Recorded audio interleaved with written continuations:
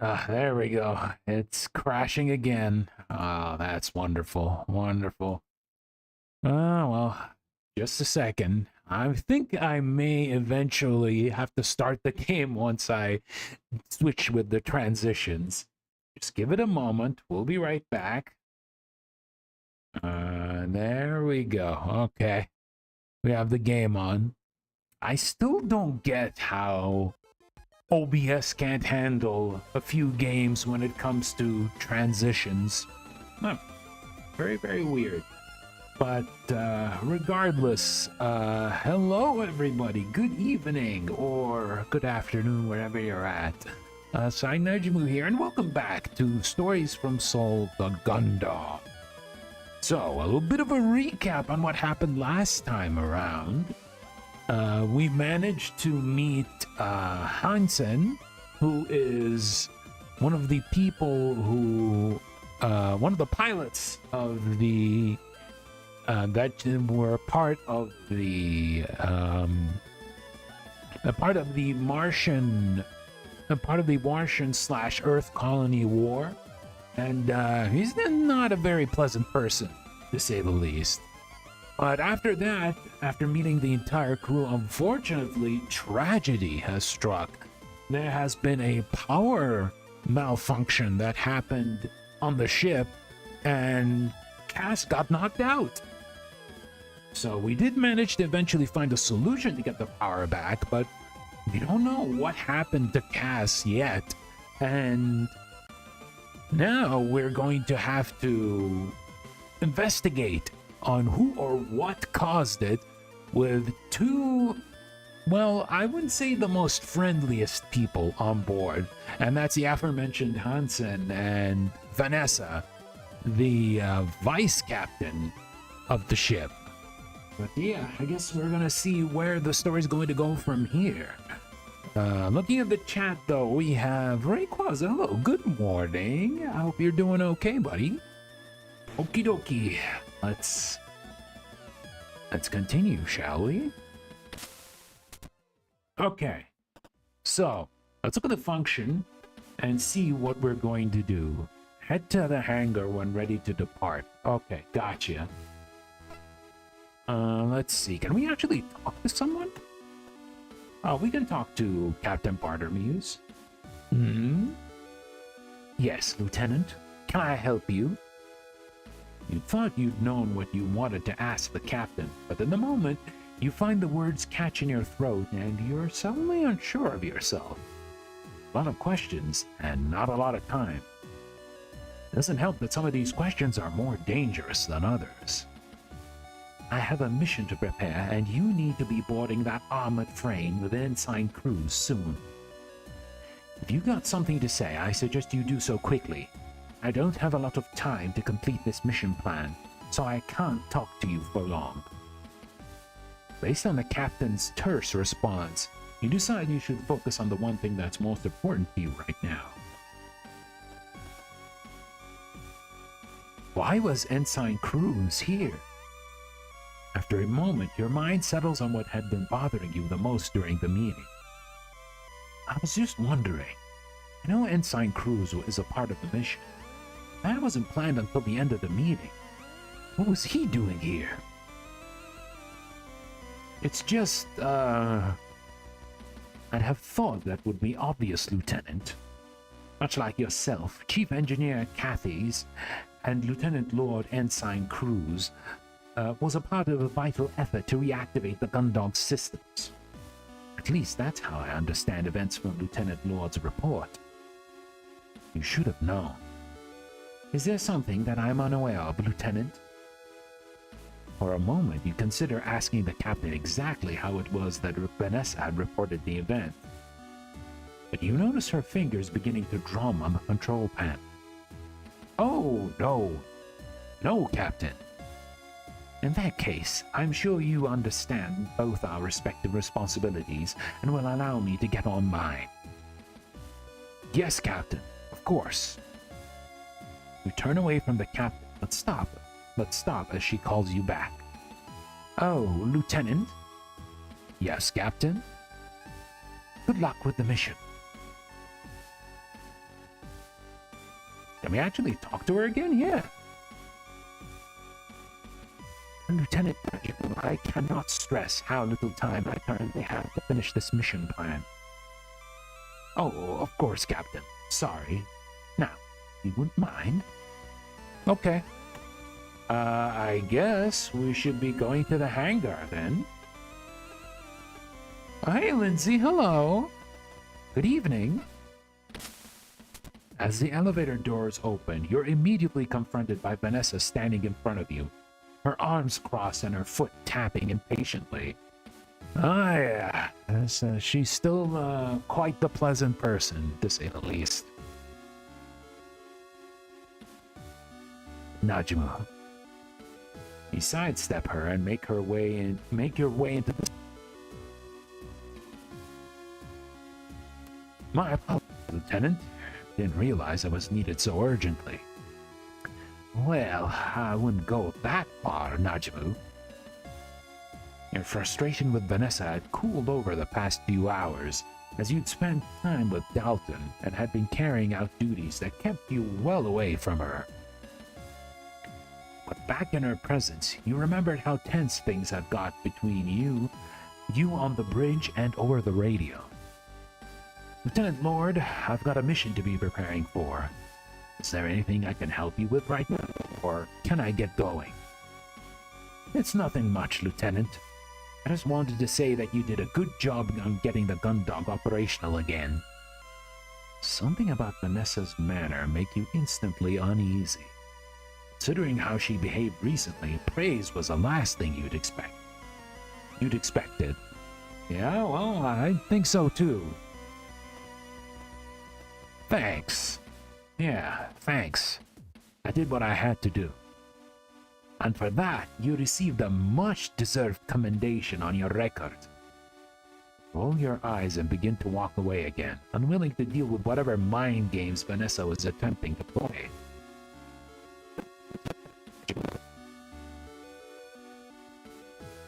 Deserve it as a member of one of the crews have gone above and beyond. What's this about, Lieutenant? With that expression that she has on her face, I don't know if I can trust your intentions, Missy. You ask, your patience thinning rapidly. Straight to the task at hand. That's what I like about you, Lieutenant. Now, a proficient, able crew member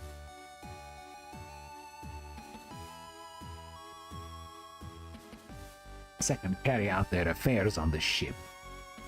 What are you getting at? All I want to know, Lieutenant, is whether you think that crew members like yourself, Chief Engineer Cathy's, Cadet Grange, and the rest deserve a competent commander. Maybe or leave. Okay, can we actually...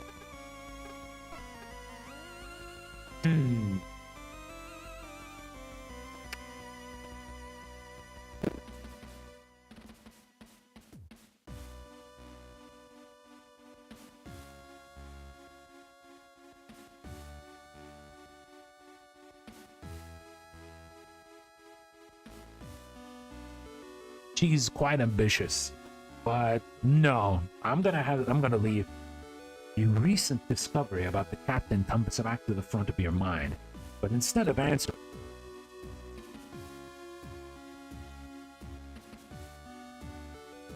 Lieutenant Lord, I really don't have time for this. Based on your recent conduct, Lieutenant, you seem pretty reliable, so I wanted to let you know ahead of time.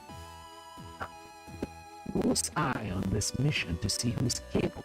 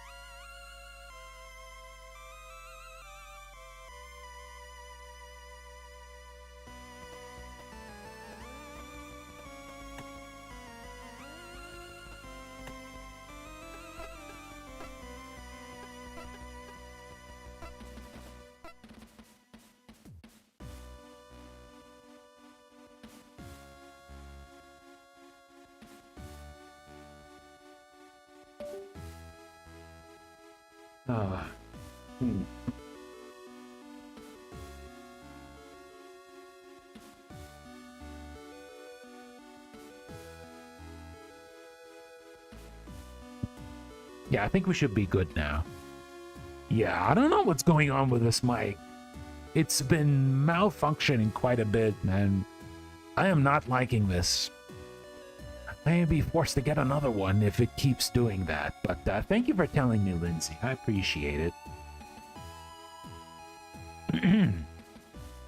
As the ship's gravity disappears, you slowly float down the final few steps leading into the hangar.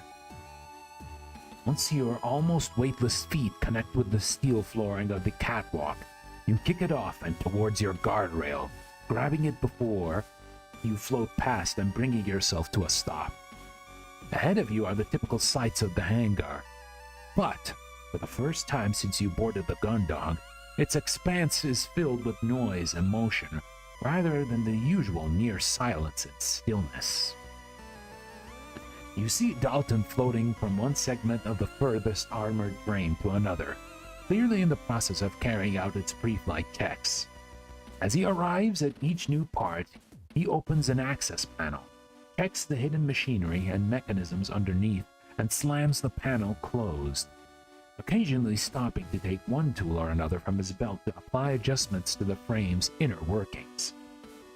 Alongside the erratic slamming of panels and whirring of electronic tools coming from Dalton, you also hear the back and forth of bickering between Hansen and Vanessa. You watch as Hansen, donning his flight suit, snaps at the lieutenant and then kicks off into the empty space of the hangar, swiftly followed by Vanessa, who does not let up on whatever it is she's trying to discuss. Glancing at your watch, you see that it's almost scheduled time to depart and start the mission. No use putting it off any longer, I guess. Okay, all three of them are there. Alright, let's see if we can talk. Let's talk to Dalton first. Doing your best not to draw attention to the squabbling Hansen and Vanessa, you wait until Dalton turns your way and then wave at him, gesturing for him to come over to you once you've caught his attention. Hey Dalton, how are the preparations going? Oh, Lieutenant, preparations are at ease, Cadet. Yes, sir. Sorry, sir. Don't worry about it. Everything all right, though? Oh, yeah. Everything's fine, thanks. It's just that this is the first time I've actually had to prepare an armored frame for a real mission. Every other time has been for a drill or a test or something. I really don't want to screw it up. Hey, take it easy, Cadet. I'm sure you've done a good job. But what if I'd done something wrong? Then you and Ensign Cruz would... Slow down a second, Dalton. Sorry, sir. No problem, Cadet. Just take it easy. Man, this boy is just a bag of nerves. I feel bad for him, honestly. Now, I understand, like, his position is, like, super serious, but... Hey, you need to relax, kiddo. But tell me, have you ever screwed up any of your armored frame drills before? Well, no. Or any tests? No, I guess not. So why would you think you've done something wrong this time? I mean... I'm sorry. I guess I was just getting a bit nervous. It's alright, Cadet. We all get a bit nervous the first time we have to do something for real. But I've seen how hard you work and what the Chief puts you through. So I'm sure you've got it all done up to her standards. Thanks, sir. Although she always makes me double check the actuators. What if I forgot the actuators? Okay, let's talk to Hansen. As Hansen and Vanessa continue their argument, oblivious to your presence, you maintain your grip on the guardrail. It's almost time for the mission, so you could get ready to depart. But if you have anything you wanted to do before you left, now would be the time. Is there anything I needed to do before I set off? Actually, that's a good question. Don't leave yet. Drum your fingers slowly on the guardrail and glance back at your watch. It's getting close to mission start time. Still got long enough to catch up on some last-minute business. Now, what about Vanessa? Is it the same thing? It's the same thing. Let me see if I can actually go somewhere else. Maybe we can go into engineering and see if we can talk to someone. As you make your way into the engineering section, you relish the various sounds coming from the now functioning machinery. The thrum of moving parts, the buzz of electrical systems, the repetitive pulse of various cooling systems. With your newfound appreciation for the activity taking place all around you, you wonder if this is how the chief feels. That subject. Hey, Chief! Are you around? Call out, doing your best to shout over the noise. Chief? Wait a moment, but get no response. Looking around, you can't see her anywhere. Must be in the engine room. Alright, let's go to the engine room. Let's check the map and go to the engine room. Moving from the engineering section into one of the engine rooms, the first thing that strikes you is that huge turbine-like machinery that fills the majority of the area is now still. Got so used to their constant motion and regular thrum that after your first few security reviews, you'd stop noticing it. Now that it was absent, the stillness of such a huge space made you uneasy. The only saving grace was that with the cavernous structure of the engine room no longer filled with the sound of engines, you could hear the chief's analytical monologue echoing across the expanse. Wouldn't have to do much more than follow it to its source to find her. So that detectors are through 7 calibrated against the background gamma and signaling baseline. Now if I can... Hey, Chief, how's it, No blockages in the coolant flow. Warping in exterior heat sinks either. Chief? Oh, it's you, Lieutenant Najumu. Don't you have a mission to be getting ready for? Well, yes, but I thought I'd check in on how you were doing before I had to leave. Oh, well, everything is as fine as it can be down here. The loss of power didn't do any damage as all the failsafes for our hard shutdown kicked in. So because of... not the, ship, Chief, I wanted to check in on you. I'm fine, Lieutenant. I just need to get these engines back online. Would have had them online if I would have had them online already if Lieutenant Lord didn't have me waste all that time finding the O'Brien. Once I told her that we could find them using the infrared targeting sensors, she should have left it up to Gunner D's and let me get on with things. Could have gotten back to figuring out on what's causing the problems with our long-range communication system by now. Maybe even... That's something else I wanted to ask, Chief. What was happening between you and Lieutenant Lord on the bridge? I've seen what she can get like. I didn't think she'd be that way in front of the captain. Alright, Lieutenant. You know what? I've seen what you'll do for the ship and the crew, so in my book, that makes you alright. So I'm going to let you in on a secret, in case you hadn't figured it out already. The only reason any of us are on this ship is because the JCF don't know what to do with us. Not bad enough to dismiss or court-martial, but too much of a liability to crew anything important. I know that includes me. As a union woman, I've butted heads with enough of the brass that they've used every trick in the book to get me out of the way, and on to my last warning. So when Lieutenant Lord realized how pissed the captain would be that the engines hadn't been reactivated, she threatened to pin this whole mess on me. That she'd report the decision to delay the engine's reactivation as mine if I didn't back up her story. The whole thing makes me sick. Some of us actually have important work to do and don't have time to be playing games with the crew to worm their way to the top. As much as I hate going along with it, I'm stuck for the time being. Jeez, I didn't realize Vanessa could be so... But don't worry about me, Lieutenant. I'm a big girl, and I can look after myself. I'll figure out some way to deal with her. You just worry about getting back from the O'Brien safely, you hear? Thanks, Chief. Don't mention it. Although, one thing, Lieutenant. Yes, Chief? Don't interrupt me when I'm clearly in the middle of something extremely important.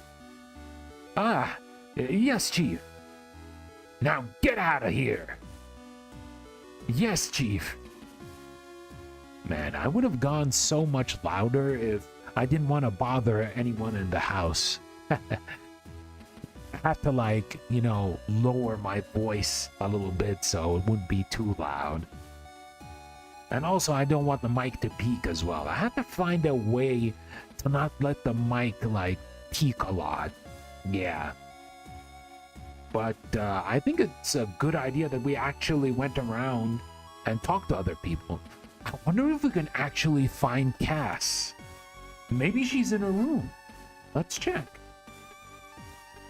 Where is... Yeah, there's her quarters. Let's see if we can go there. 0211. You punch the code into the terminal outside of Cassie's quarters and smile.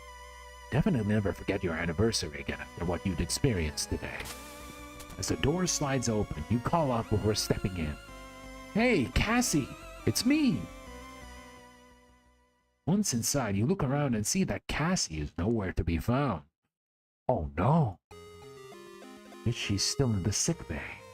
You idle for a moment, considering picking up a few of Cassie's things, doing some tidying for her before looking at your watch. Seeing the time, you realize it's not long until you're due for launch. To launch, should really get going. Okay, I guess we'll go to the sickbay. Where is the sickbay? There it is. The elevator's doors slide open and you raise your hand to shield your eyes from the aggressive glare of the sickbay's powerful lighting. As you've come to expect, the strong scent of clinical disinfectant pervades the room. As harsh as it is, it's infinitely preferable to the powerful odor of the captain's quarters.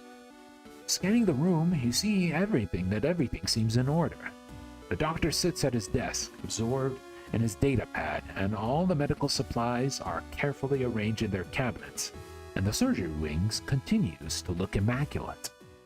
Only thing out of place is... There he is! Sigh! Cassandra, who had been idly laying back on one of the beds playing with her hair, had seen you the moment you'd step into the room, and swung her legs around to the side of the bed, launching herself off of it and towards you. I heard all about how you... Ah! Oh, Cassie, careful! You dart forward just in time to grab her before the stumble, and she'd taken turns into a fall. All right, let's get you back to the bed. Thanks, Sai. One swift motion, you scoop up Cassie in your arms and carry her back to the beds, setting her down on the one she'd just been lying on. Okay. I think I could have made that journey on my own, you know. Well, better safe than sorry, right? Still looking after me after everything you've done here already? My hero. Your cheeks go flush and you look away for a moment. The captain's acknowledgement of your actions had been so perfunctory that it had barely registered.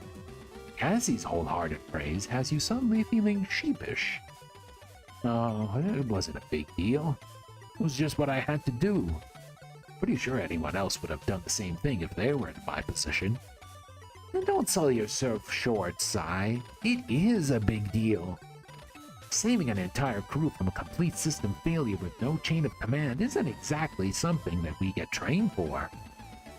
Plus, I didn't hear about anyone else going on a spacewalk from one end of the ship to the other to get the equipment they needed. Doing all that doesn't make you a hero. I don't know what does. You smile and look back at Cassie.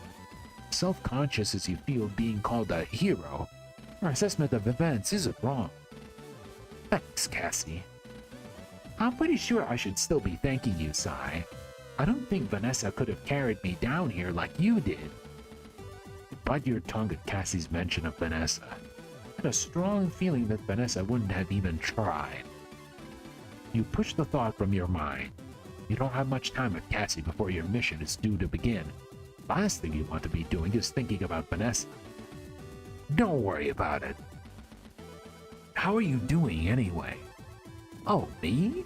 I'm doing great. Aren't I, Doc? Though he doesn't look up from his datapad, you see a flicker of recognition on the doctor's face. "No, Miss Quinn, you are not doing great. You had a sudden and intense migraine followed by an unexplained extended loss of consciousness, which in turn has been followed out by a persistent and ongoing headache. I would not look to describe your condition as great." "Cassie, why didn't you tell me that you were still feeling bad?" "Oh, come on. What are you, my doctor?" "No, Miss Quinn, he is not your doctor. It's an expression, Doc." "So I've got a bit of a headache right now. I bet it's nothing. It's probably because I pulled a double shift to cover the captain without eating anything but a bag of chips and 3 chocolate bars. Yeah, that is, not quite enough food. It is quite a lot of junk food, but not proper food, to say the least."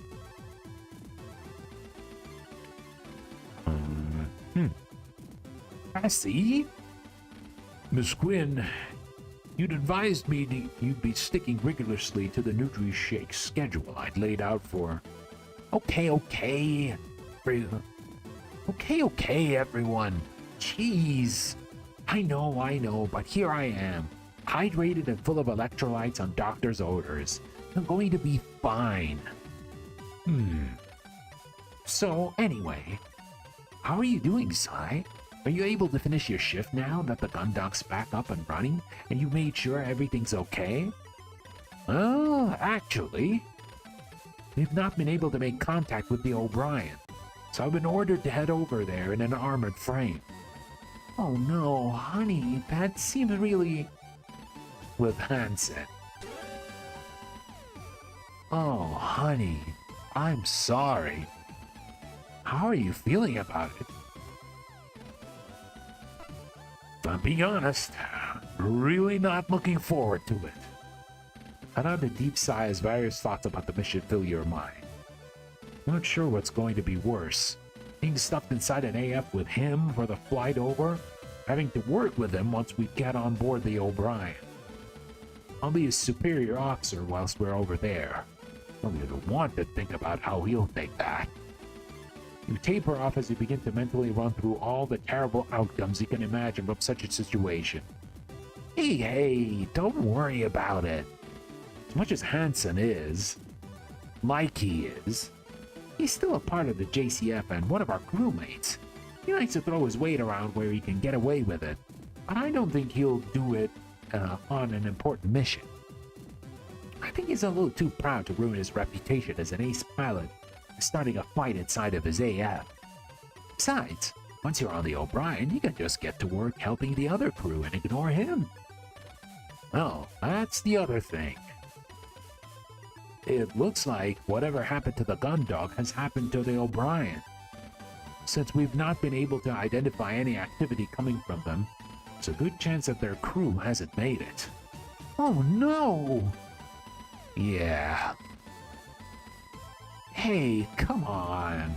They may not have gotten their ship back up and running, but maybe they got their own savvy chief engineer that figured out a solution that keeps them all safe. And on top of that, if they're really lucky, they've got their own heroic security officer who's saving the entire crew right now. Yeah, you're right. I'm sure it'll be fine. Do your best to match Kathy's enthusiasm, but you hadn't forgotten the chill in the air of the gun dock before you'd got it back online. One of the first signs that the ship wouldn't be able to sustain its crew for much longer. That had been over 3 hours ago. Hey, Sai. Whatever happens, it'll be alright. You've already done incredible things today. Way more than anyone could have ever expected. You're gonna be alright. Thanks, Cassie. Besides, he said he'd book us tickets to that new water park in the Europa cluster. Not going to let anything happen that'll stop us from going. Now get out there and nail this oh, what am I fumbling my words? Now get out there and nail this mission, Lieutenant Najumu. Yes, ma'am.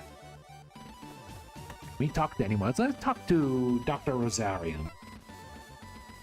Lieutenant Najumu, is there something I can help you with?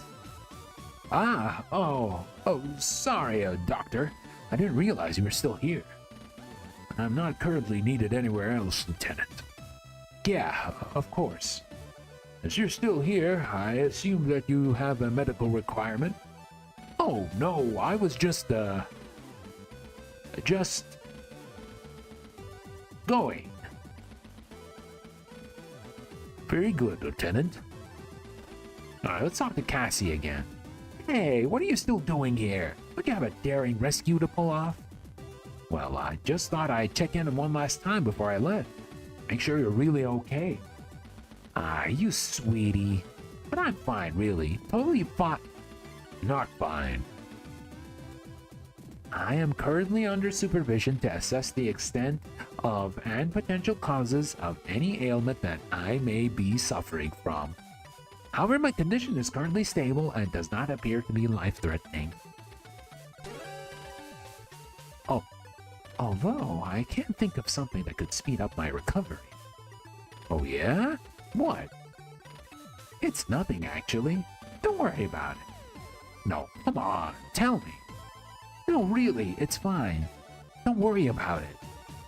You focus on getting ready for your mission. Okay. So where else can we go to? I don't think we can go there. Can we? Let's see. You lay your hand pensively on the door of the captain's quarters. With the gun docked back to relative normality, there was once again no justification for you to step foot inside. Still, the time you'd spent in there had shaken you. Seeing the captain like that and knowing that she was the one that was responsible for not just your life, but everyone's, Cassie's, how long could you respect the orders of someone like that? You step away from the door and head back into the corridor. It wasn't the time to think about that kind of thing. Well, I don't know. I don't trust Vanessa either. She's all about like acquiring power, running her own crew, and she wouldn't mind blackmailing someone if she wants to get her way.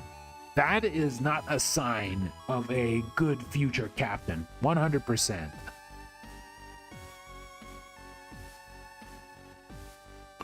Oh boy.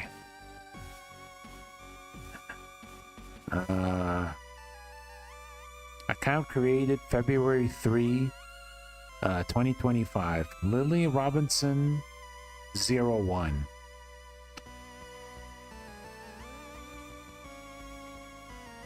All right, it's time to ask the usual question. Are you asking for commissions? Are you asking for commissions? Lily Robinson 01.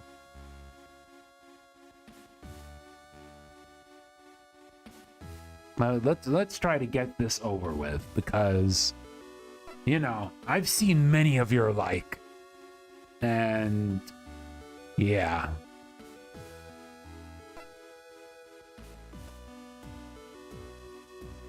Look, if you're not gonna answer in like,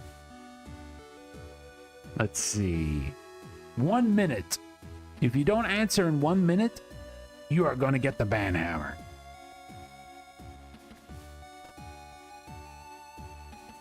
Okay, so I think we should be in a good spot to actually move on.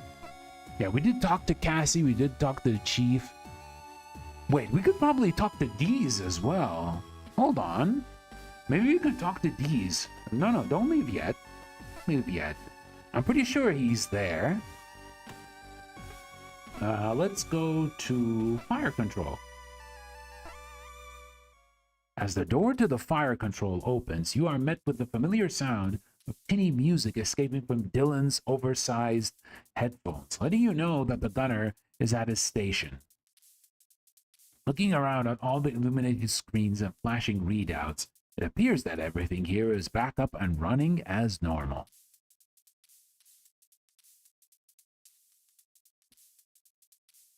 Although there's so much information on display, You've got no idea if that's a correct assessment. Leaning slightly to catch a glimpse of Dylan, you can see that he's currently zoned out in appreciation of the track he's listening to, oblivious to your presence. Knowing that he would have recently had his personal sanctuary intruded upon by both Lieutenant Lord and the Chief feels cruel to disturb him. Your years of being a security officer kick in, and you find it hard to resist the urge to check in. Yeah, let's actually check in. Hey, Dylan? Warrant Officer D's? Dylan! Yes, latest report. No update on the... Oh, hey, Lieutenant. Sorry about that. I just had the Chief and Lieutenant Lord crammed in here with me shouting at each other about finding the O'Brien. Lord wouldn't even let me perform the search with my headphones on, against regulations. It makes a difference to what I can see. I didn't sign up for that kind of stress. Anyway, what's up? Oh, nothing much. Just thought I'd check in on you. See how you were doing after everything. You know me, Lieutenant. As long as I get to listen to my music, it's all good. And as long as Lieutenant Lord never comes in here again, I guess. Ugh. What about you, sir? Heard that we've got you to thank for getting the gun dock back on her feet. You doing all right? Yeah, I guess so. I've been too busy with running a sweep of the ship to stop and think about it, really. Well, with needing to do a spacewalk and all, rather you than me, Lieutenant. Closest I want to get to space is seeing it through these monitors. Yeah. Anyway, if it's okay with you, Lieutenant, I'm supposed to be keeping an eye on the O'Brien, and I was right in the middle of a gnarly Trish and the Replicant song. Mind if I get back to it? No problem. Take it easy, Gunner D's. Thanks, sir. Alright, I think that should be everyone. Should be. What if we go to the mess hall? Can we find someone in the mess hall? Maybe? As you walk by the mess hall, you stop to take a look inside. Everything seems to be operating as normal. The lazy spinning of the extractor fan to the food vendor cycling through illuminating its different options. At the table and facing away from you is Haru. Oh, Haru's here! You watch them as they idly swirl the contents of their cup coffee before taking a sip. They noticed you, they aren't letting on, but from the looks of it, they seem deep in thought. You don't particularly have anything you want to ask them, but then again, you decide it may be good to check in on before you head out. Forget about Haru and go get some snacks? I mean, sure. I'm not that hungry right now, but I bet I know who would appreciate this. You got a silent voice. Oh. Cool. We got a snack, but we're not eating it though. Maybe I'll give it to Cass. Ensign Rumney. Oh, Najumu, what's going on? What's a hero like you doing stopping by the mess hall? Hansen told me that you were taking a ride over to the O'Brien. You picking up snacks for the trip? I was just checking up on you on some of the crew before I left, making sure everyone's doing okay. Also, the one, welcome. Hope you're doing well. Oh wow, what a professional. I'm doing all right. I was sleeping in my quarters when the power went out. Didn't even notice until Hansen started banging on my door. That's good. I'm glad you're doing okay. Yeah. Najumu? Yes, Ensign? I'm doing pretty good. What about me? I'm doing alright.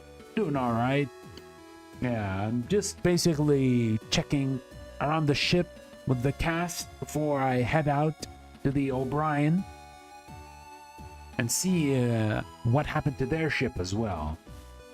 Thanks for helping Hansen out. Oh, well, you know, it's my duty, right? Yeah, I guess it is. Still, he's my flight partner, so if you did him a solid, you did me a solid.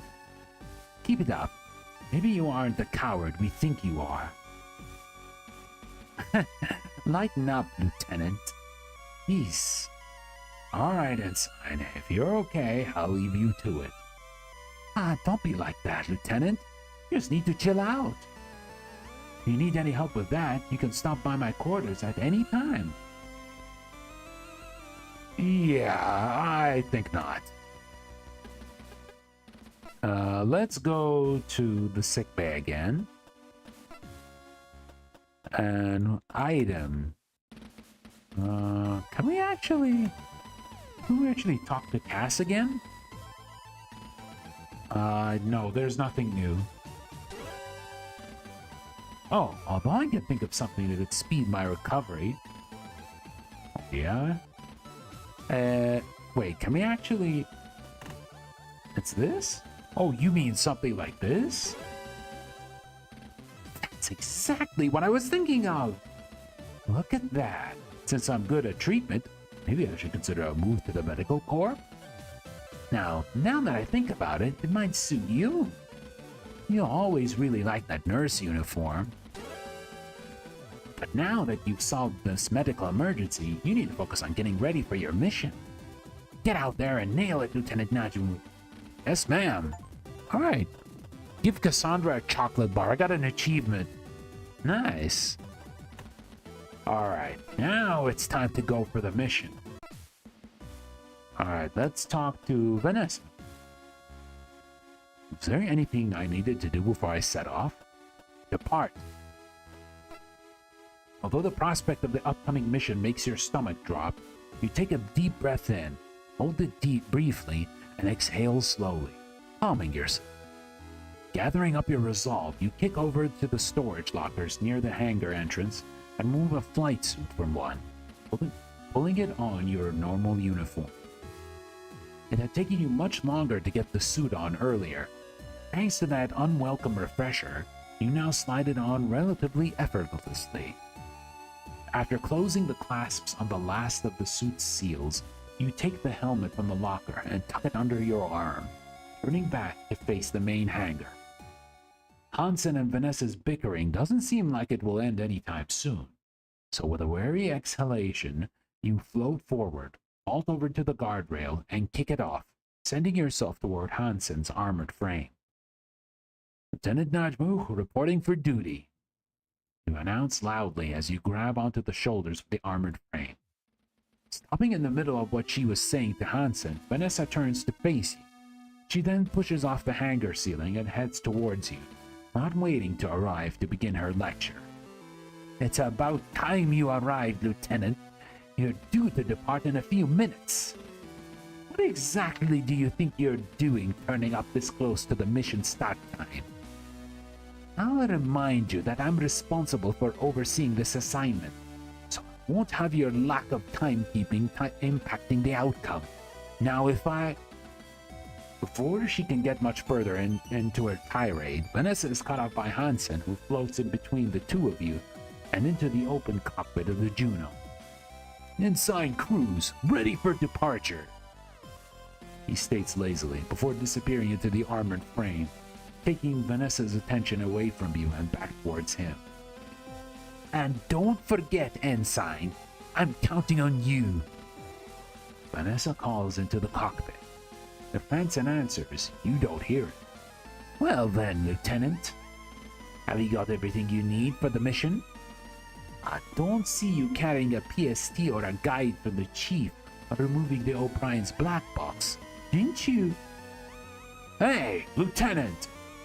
The Chief's loud call comes from the hangar entrance, and you see her heading towards you with a large off-white object under her one arm and a manila folder in her hand. As she's halfway across, she launches the object at you. When you manage to grab it with your free hand, its momentum pushes you back into the armored frame, and you hit it with more force than you'd expected. Oh yeah, she's a strong lady. What do you expect? She'd probably make an amazing baseball player with that kind of throwing skills.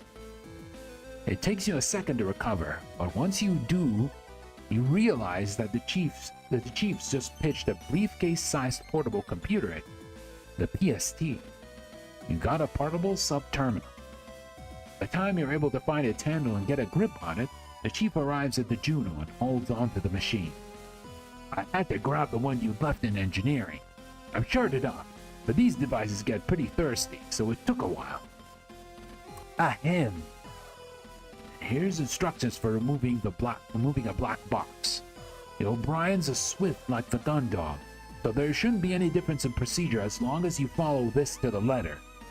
Ahem. Ignoring Vanessa, the chief prefers a manila folder containing a few sheets of paper. Rearranging your hold on your helmet, the PSD and the grip on the armored frame, you just about to manage to take the folder from her. You got the black box guy. Ahem! You glance back at Vanessa, who hovers behind you, an increasingly deep scowl forming on her face. Girl, don't you see I am talking to the chief and getting important things for the mission? You can wait. Before you have the opportunity to acknowledge the lieutenant, the chief lays a hand on your shoulder, turning your attention to her and almost making you drop the folder. Don't forget, Lieutenant, the PSC needs access verification to open doors, so your ID won't work on the O'Brien because you've not been assigned to it. You will need to use the ID of one of the O'Brien's crew to get anything working. All right. Thanks for the heads up, Chief. If that's the case, would you mind hanging on to these until I get back? Sure thing, Lieutenant. Anyway, I've got engines to be reactivating. I've already queued up the startup reaction, so now Chief Engineer Cathy's. Right. We've both got things to be getting on with. Good luck out there, Lieutenant.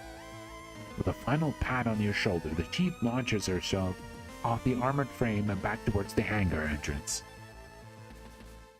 Chief Engineer Cathy's!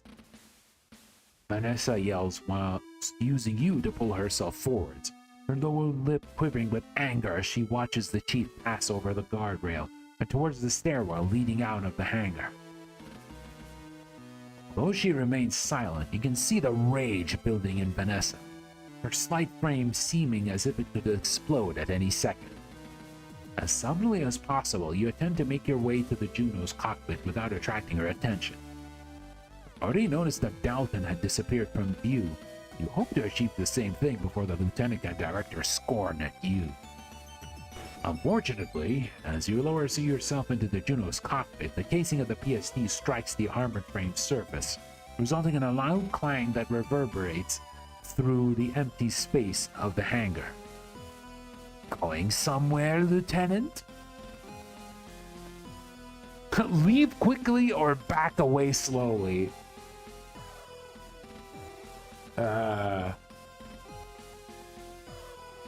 You know what? Back away slowly.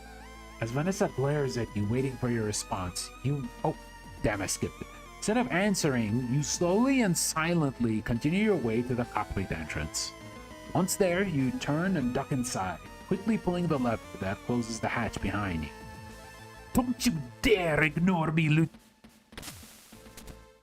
Well, too bad, you got ignored. Damn! What a beach! With the hatch closed behind you, Vanessa's yelling is immediately cut off, and all you can hear is the gentle hum of the frame's subsystems. Once inside, your eyes quickly adjust to the low light, with only sources of illuminations being the occasional backlit dial or readout. You pause for a moment and grit your teeth. It was the first time in years that you've been inside the cockpit of an armored frame. It might be a newer model, but it was pretty much exactly how you remembered it. Snapping back to the present, you do your best to head off the thoughts that you know will follow your reminiscing by taking a look around the cockpit to see where you would be sitting. Though the majority of a Juno's cockpit is taken up by the pilot's seat, which sits in the center. Mounted on a series of shock absorbers, there is space on either side which allows for the addition of a temporary passenger's seat to be mounted on the pilots. Sure enough, Dalton has attached this fixture onto the right-hand side of the seat, currently occupied by Hansen. You stash the PSD in the file the chief gave you at the rear of the cockpit. Once they're out of your hands, you pull on your helmet, fastening your suit's final seals, and then strapping yourself into the passenger's seat. Whilst you do the up buckles, you look across at Hansen, who realize hasn't said a thing since you entered the cockpit. Good, the less he speaks, the better. You've been too preoccupied with getting away from Vanessa to notice, but now that you're actually paying attention to the ensign, you see that its chest is rapidly rising and falling with every breath. On top of that, his hands both grasp the flight sticks, squeeze them tightly and release them, a motion he repeats over and over. You know, I didn't mention this before, but there seems to be a little bit of like grammatical and punctuational mistakes that the game has. I think this game was translated into English. I'm not sure. I might be wrong though. I don't know if it's originally English or not, but I may need to double check on that. Despite the fact you're looking right at him, he hasn't noticed you. Instead, his focus seems purely on the monitor in front of him. Hey, Ensign Cruz? Are you, okay? There's a slight delay. A second after you ask Hansen, he releases his grip on the flight sticks and turns to face you. The intense expression he just had suddenly replaced by his normal countenance. What? I was just asking if you were okay. Of course I'm okay. What are you talking about? We're not all cowards like you who can't even launch an AF. You take a deep breath in and exhale slowly as you look away. You weren't sure what you've been expecting, but at least Hansen seemed like his normal self. I had never seen this person with such spite. Damn, man. Get over it. Thankfully, any follow-up from him is cut off by Vanessa's face appearing on the comm screen and her voice on the frame speakers. Gundog 1, this is Lieutenant Lord. It's 16:30 Jovian Standard, and the mission has begun. Please confirm you're ready for launch.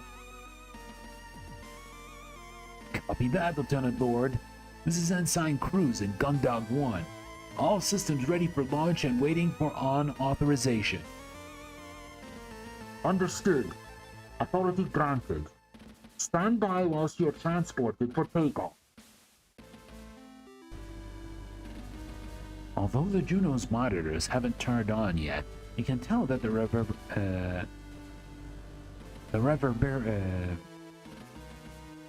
reverberations you feel are coming from it being lowered from the hangar and out of the underside of the ship.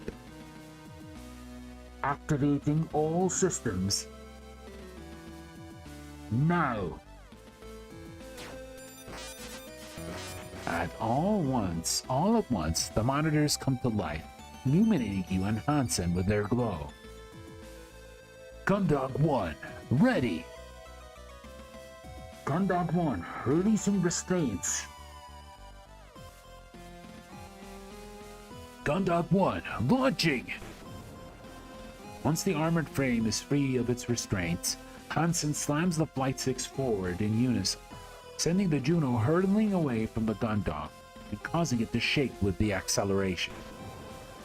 As the cockpit shudders, you unconsciously grab onto the straps keeping you in the passenger seat and squeeze them tightly. With the frame continuing to accelerate, you do your best to keep a neutral expression, but despite this, Hansen looks across to you and notices your grim appearance. What's the matter, Lieutenant? Feeling flight sick already? No, I'm fine. You lie. Sure. Just sit back and watch how a real pilot handles an AF. Though you thought Hansen had launched at maximum thrust, he somehow manages to find an extra burst of acceleration, causing the cockpit to shake further, doing nothing to help the nausea you feel. Throw up, sir. Your helmet stays on. Eventually, Hansen eases up on the acceleration and the juddering stops. Though you're still slightly nauseous, you slowly begin to feel less like the little food you had time for today will be reappearing inside your helmet. As the Juno continues to cruise forwards, you and Hansen both sit in the near silence of the cockpit. No real indication of distance between you and the O'Brien. The speed you're traveling, it's difficult for you to keep track of time and the journey drags on. There's no way for you to be exact. It feels like at least half an hour has passed with neither of you saying anything. Eventually, oppressive silence, coupled with your increasingly desperate desire for a distraction, forces you to think about something you never thought you'd do. Willingly start a conversation with Hansen. Let's ask about the gun dog. So, you start before training off quickly, as Hansen doesn't acknowledge you at all. How long have you been on the gun dog? Hansen gives you the briefest flicker of acknowledgement. Doesn't take his eyes off the main monitor. What? I was just asking how long you've been stationed on the gun dog. Why? You're only seconds into this conversation, and it's already one you're beginning to regret. I just, thought I'd ask. I'd heard people talking about your piloting and... Yeah? Well, people can say whatever they like about my piloting. It doesn't make a difference because I've been stuck on this joke of a ship for a year. Not that it matters. Every other pilot in the JCF is doing nothing but drills right now, so who cares where I am? A fresh, uncomfortable silence hangs in the air between the two of you as you mentally scramble for a response. So, what are you doing on the ship anyway? How'd you screw up? First instinct is to fire back that you aren't a screw-up like him, but you know you can't admit that Cassie had your transfer put through as a favor without the risk of it getting back to Vanessa. I didn't screw anything up. I just got transferred here at short notice to fill the role. That's all. No, whatever, sir. You don't get dumped on the gun dog unless you screwed up or are defective. So what was it? Neither. Yeah, sure. What about, Haru? How long have you known Haru? What are you asking? Just asking how long you've known Haru. Why? Are you into them? What? No, I was only... Oh man, can't believe you're into Haru. You're gonna love this. Not into Haru. Does Quinn know? Ensign? Man, maybe she does. Maybe that's why you're asking. Damn, no wonder you're asking. I knew you two were both freaks. Just shut up, Ensign Cruz. Leave it. As the two of you continue your flight towards the O'Brien, the quietness of the Juno's cockpit adds to the sense of tension you feel between yourself and Hansen. Despite not engaging or even acknowledging you, you can't help but feel a sense of pressure. Hansen's simple presence continues to put you on edge. You mull over a few potential topics for conversations. Can't come up with anything that won't sound weird or forced. Eventually, you resign yourself to the fact that the rest of the journey will just have to continue on this way for as long as it takes. You shift in your seat and adjust one of the belts slightly. With a sigh, you make yourself as comfortable as you can, settling into the silence. No other sounds beyond the almost imperceptible background noise of the cockpit and the Juno's monitor showing nothing but stars, your mind drifts, bouncing from thought to thought. The warmth of the cockpit and the gentle vibrations caused by the shuddering of the Juno's engines cause your thoughts to idle and slow. Eventually, without realizing it, you begin to drift off to sleep.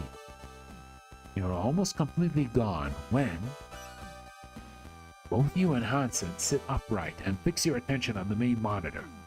But there's nothing to see beyond the stars and the visual indicator. You know that this means the O'Brien is close by. We're here. Hansen mutters to himself as he begins to flick switches on the control panel to his side. He watches silently as he works the pedals and flight sticks to reduce the Juno's speed. Gundog, this is Gundog 1. We got the target lock on the objective.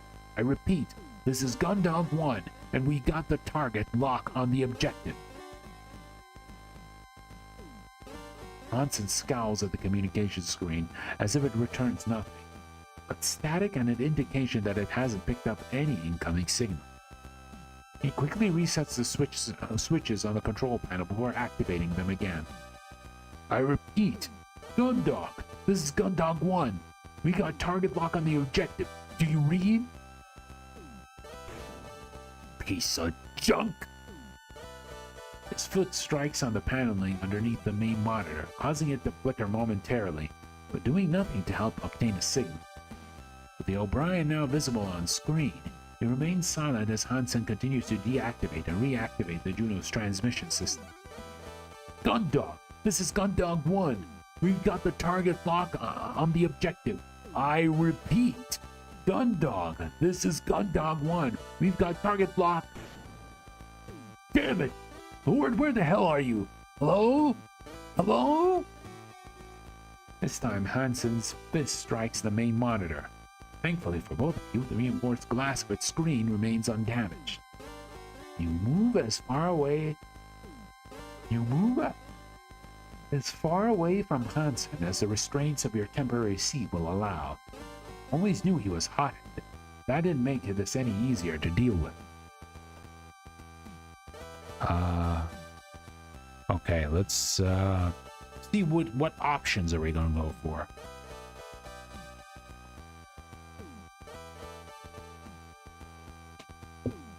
Okay, it's either leave Hansen to it or try to calm him down.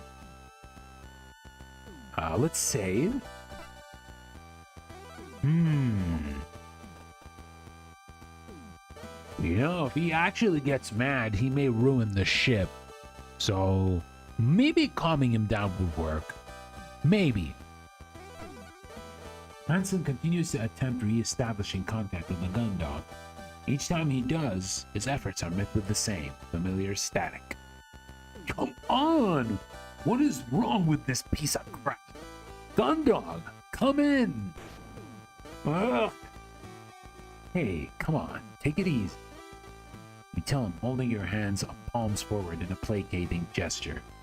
Don't you tell me what to do in my frame, Najumu. Hansen snaps back, continuing to flip switches and occasionally strike the controls. Ensign, that's not going to do any good. Yeah? What do you know? You can barely contain the long, exasperated sigh you feel building inside you. You manage to not express it, knowing it will just set Hansen even more. Instead, you tell him what you remember the chief telling you earlier. Before all this started, the chief said she was having problems with the long-range communication system. It was causing issues with our transmissions to the O'Brien as well, as the targeting system. It's probably not fixed yet. Might have even been made worse when the power went out. So what, we're out here with no mission control? You pause, crossing your arms and shrugging. Guess so. Yeah, of course. Didn't expect anything to go to plan when that ship's involved. This is Gundog 1. In case anyone out there can actually hear us, we're approaching the JFS O'Brien. We're carrying out the visual inspection of the O'Brien now. With the O'Brien now close enough for you to actually make out its finer details, Hansen decelerates the frame. bringing it nearly to a complete stop. Deftly adjusting the Juno's orientation, he then begins to circle the Swift-class ship, and the two of you focus on the monitor, trying to identify anything out of the ordinary on the O'Brien before you get closer. Wait a second. Is that?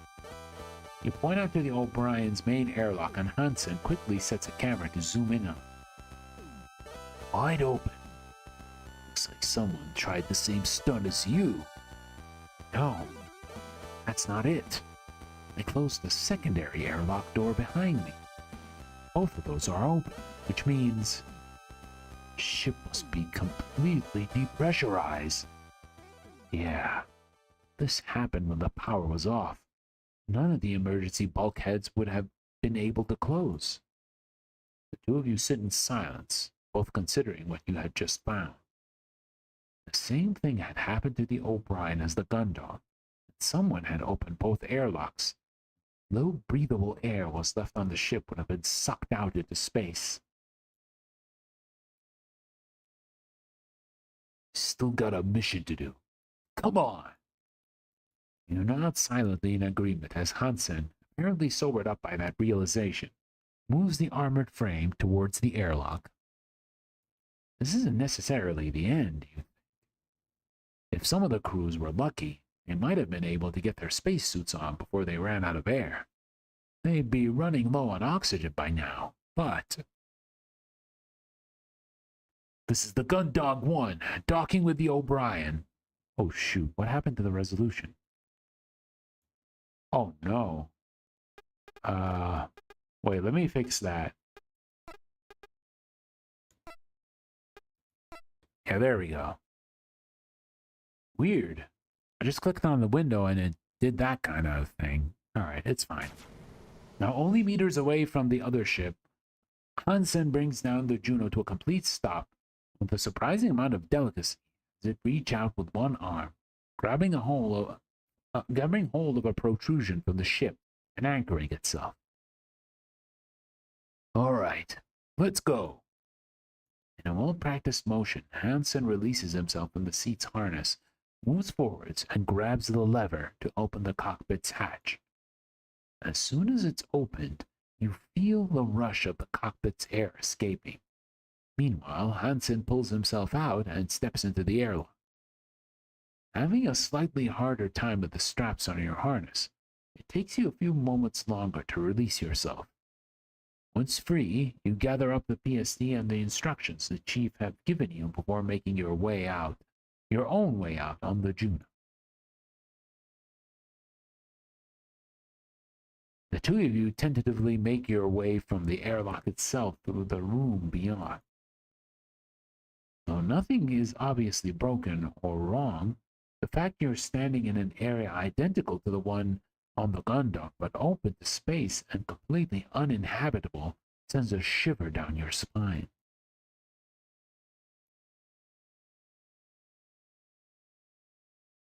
You look to Hansen and see him mouthing something you can't hear.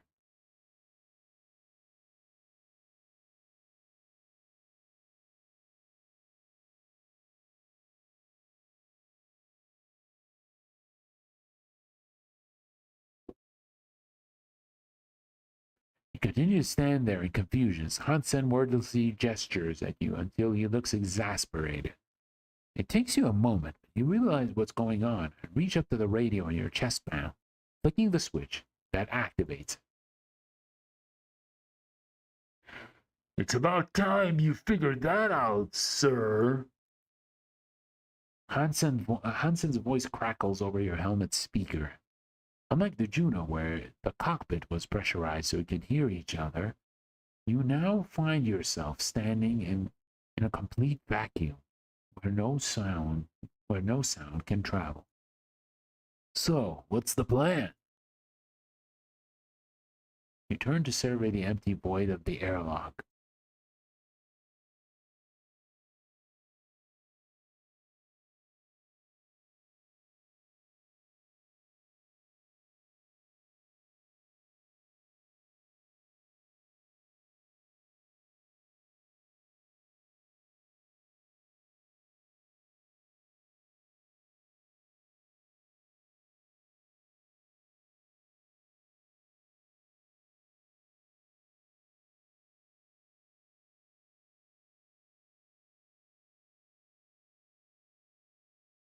Your turn to survey the empty void of the airlock. The first priority given by the captain was assisting the crew of the O'Brien to get their ship back online. But judging the current state of things, you weren't sure if you'd had much luck with that. The plan. You say to yourself more than to Hansen as you go over the current situation in your mind.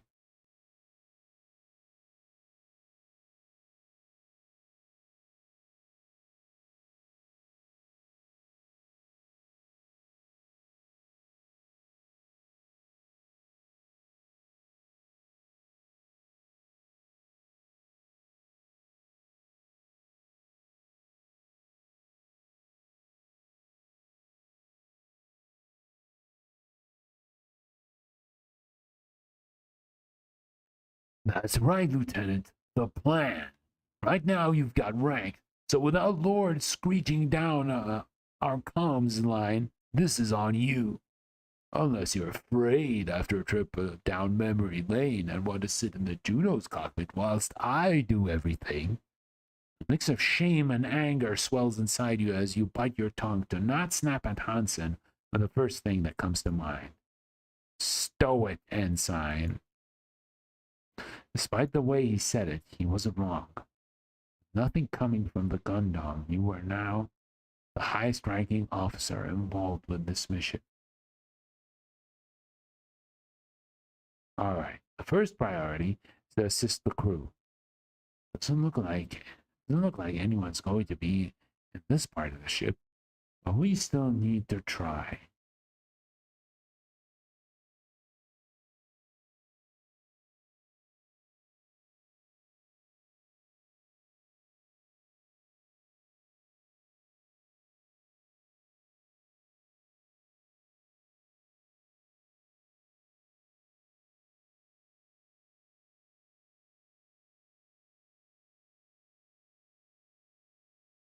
Since I've used the PSD before, it's going to be easier for me to carry out that search. Whilst I'm doing that, you can start removing the ship's black box. Hold up to the manila folder that the chief had given you on the Gundog, and Hansen takes it from you, clumsily flicking through it with his gloved hands.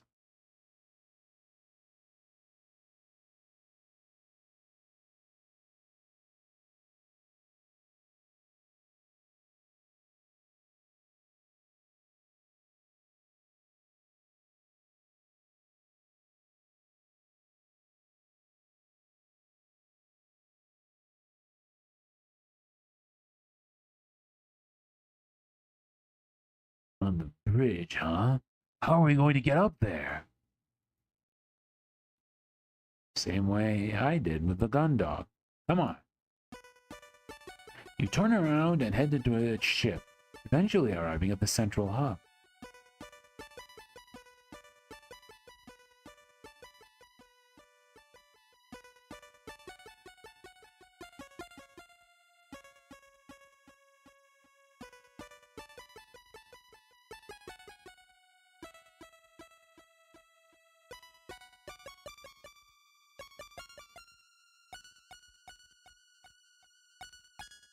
Okay, Lieutenant, now what?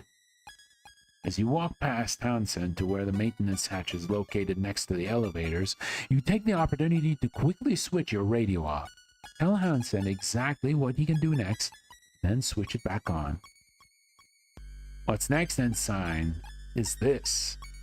You run your fingers down the seam between the panel and the wall and quickly find the cat. Unlike the one on the bridge, you are able to fit your suit's fingers into this one, and you quickly release it. As the hatch comes away in your hands, you wait to feel the sensation of air rushing out of the crawlway. Fortunately,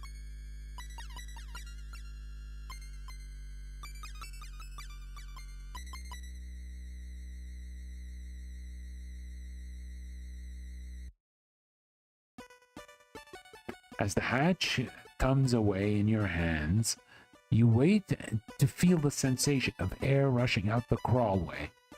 Fortunately, you feel nothing. confirming one of the fears you had about the ship and her crew. Placing the hatch down, you turn to Hansen, saying nothing about your discovery and instead gesturing to the ladder. You! Oh, I thought it was like he's just calling me, but it's just you. It's the name of the character. At the top of this ladder, you'll find another panel like this one. It leads into the bridge. To release it, all you need to do is push on the catch from the inside. Think you can handle that? What do you think, Lieutenant? You're not dealing with some dumb security officer here or anything.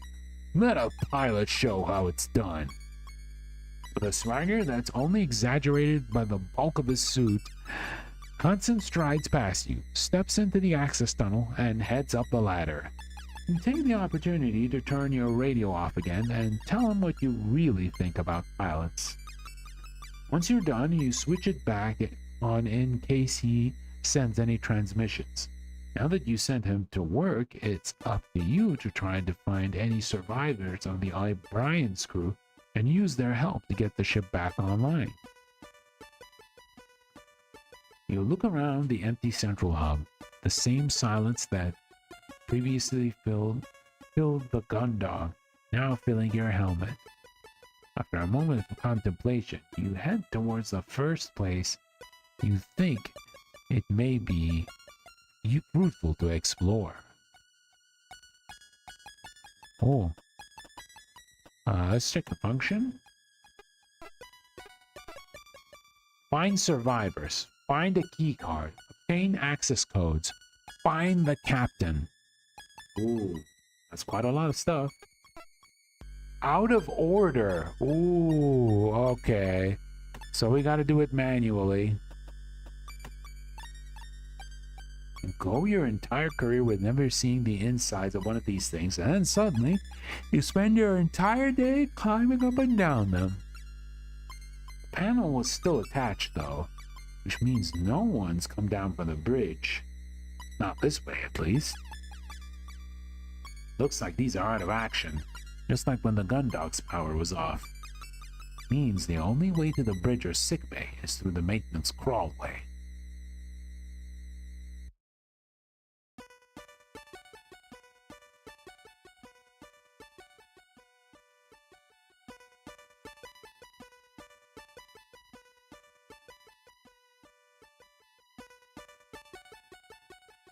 I don't see anyone up that way.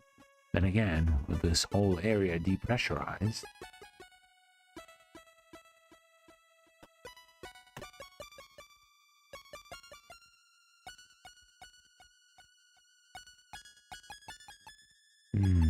Where should we go to though?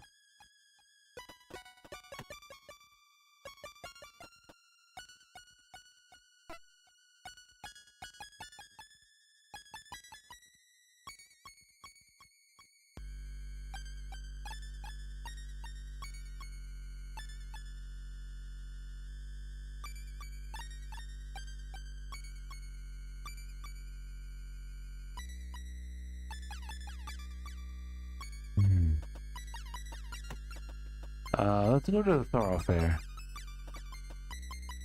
Nope, nothing here. Bracing yourself with your left hand against the wall by the entrance to the armory, you bring your right hand down in a fist against the door. You continue to pound your fist against the unyielding entryway, hoping if there's anyone in there and they have enough air, they'll be able to breathe. They'll be able to hear you and respond. After a few seconds of pounding, you press your helmet against the door, hoping that you can pick up the vibrations of someone returning your signal. You're met with nothing. You're met with nothing but silence. You stand back and hammer on the door, harder this time. After your fist begins to ache, you press your helmet back against the door's paneling, holding your breath and listening out to any signs of activity. no sign of life, you dejectedly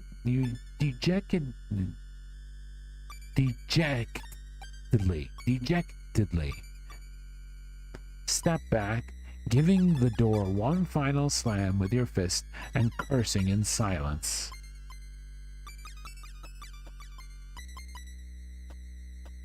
Okay.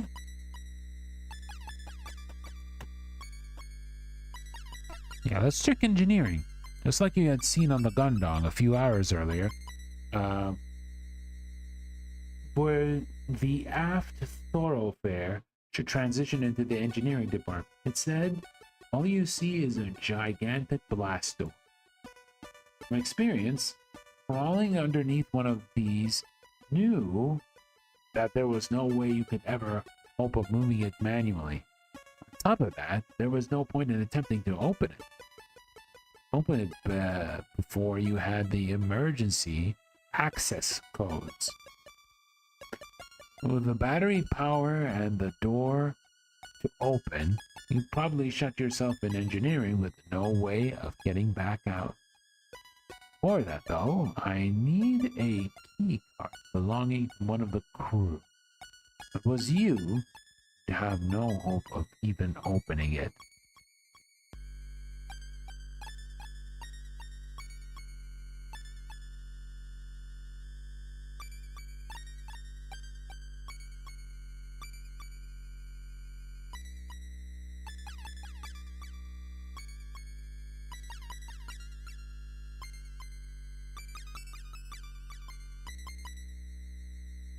You turn back and move away from the door, making your way back to the aft thoroughfare. I'm gonna go to Central Hub. And then move. Let's go to the bridge. As you make your way up the ladder towards the bridge, you find your progress slowed by the bulk of your spacesuit as it catches against various protrusions that stand out from the walls of the shaft. Despite having to stop multiple times to free yourself from these obstacles, you eventually see the faint outline of the entrance to the bridge above you. Clearing the remaining bounce without any incident, you step out. Clearing the remaining distance and without incident, you step out from the hatch and onto the building, onto the bridge. Oh my goodness. They're dead.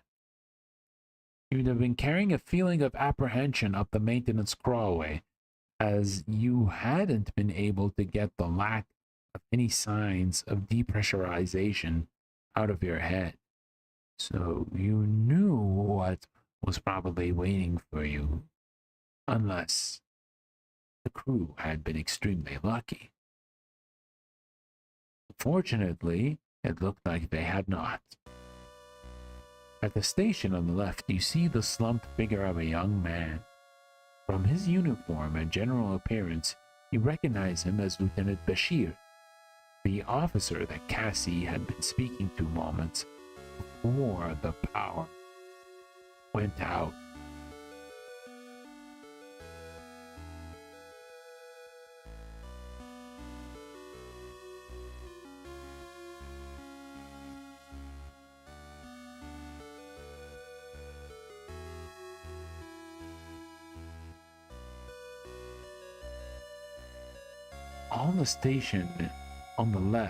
At the station on the left, you see the slumped figure of a young man.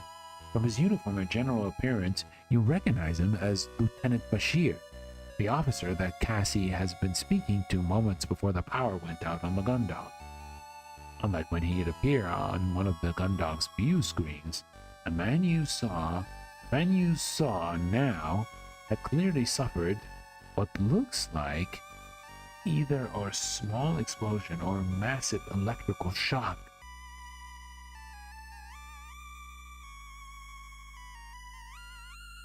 front of his uniform was, at its best, singing, and completely charred, as was the skin of his hands and face.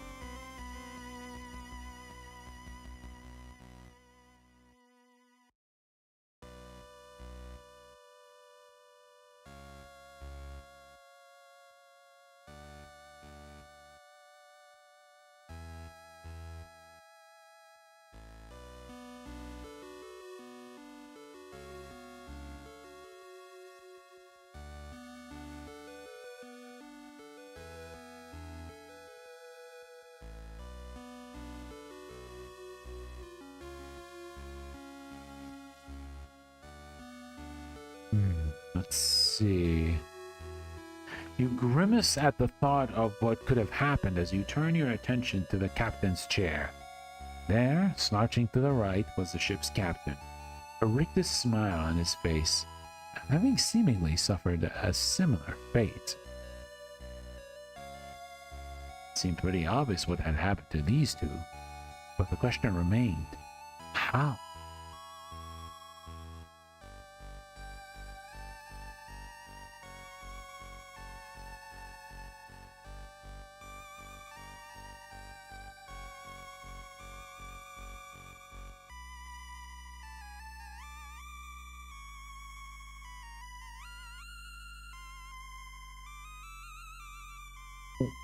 Oh, whoops. Just a moment. Pretty grim, right?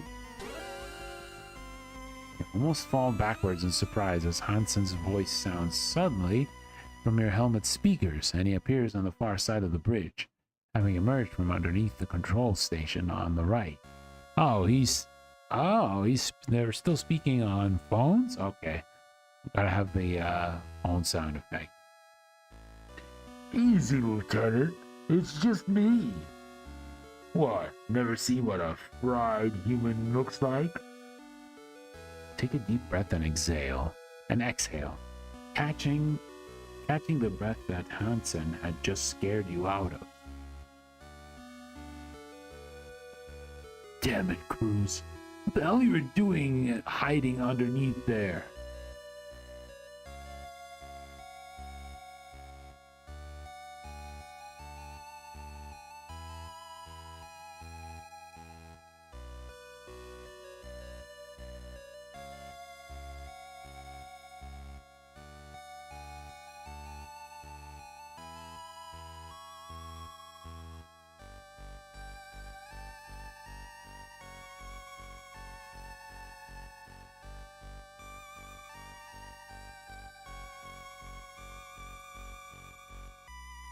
Following orders, sir. Remember? The plan. What kind of plan is this going to be? Hansen lazily waves the folder you passed on to him at you. Wait. These guys look like they've been electrocuted. Based on where they are, did you check? Listen up, Lieutenant. Power's not on. What's there to check for? Cannot help but be amazed at Hansen's cavalier attitude. The risk of a painful death via electrocution. Alright. How's retrieving the black box going? Not bad. I managed to get most of the casing undone. There's a lot of data going on in there.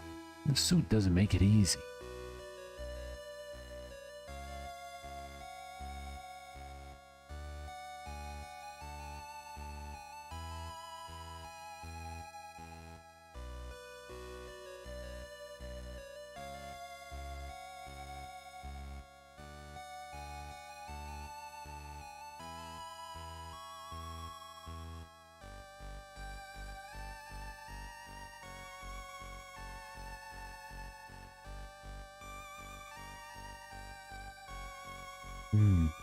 What about you? Find anyone? You turn and look back at the captain and Lieutenant Bashir for a moment, We're looking back at Hansen. Just these two so far. Not confirmed anyone else. I guess that keeps things simple. No survivors. We get this box then, we get out of here. What? You want to hang out around here a bit longer? This was a whole crew, Hansen. Some might still be alive. Guess you better get looking and find them, huh, Lieutenant? Ease up, Lieutenant. I can say this from experience. If everyone's dead, there is no use wishing they weren't. It's not gonna bring them back.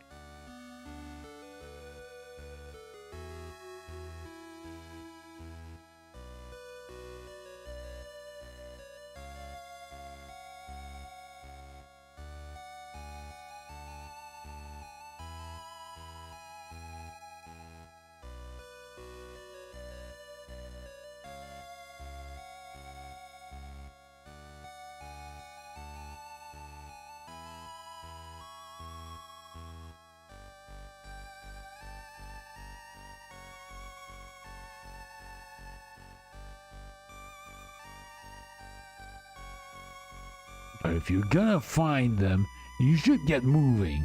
Probably not much air left anywhere on this ship, even if they're lucky. Another shrug, Hansen walks away from you, heading back to the control station.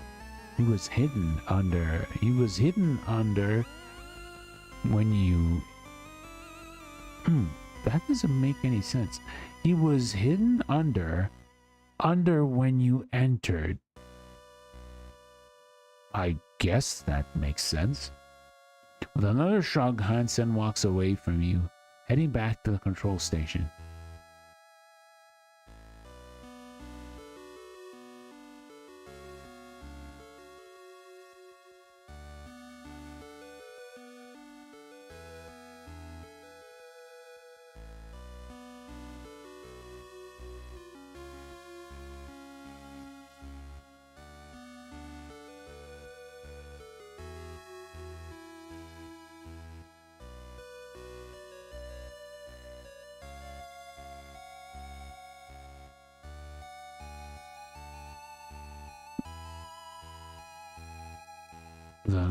With another shrug, Hansen walks away from you, heading back to the control station he was hidden under when you entered.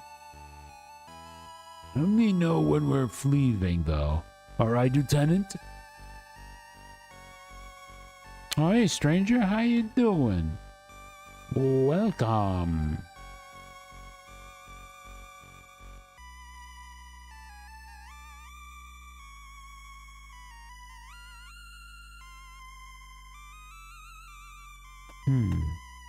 Do I actually talk to someone?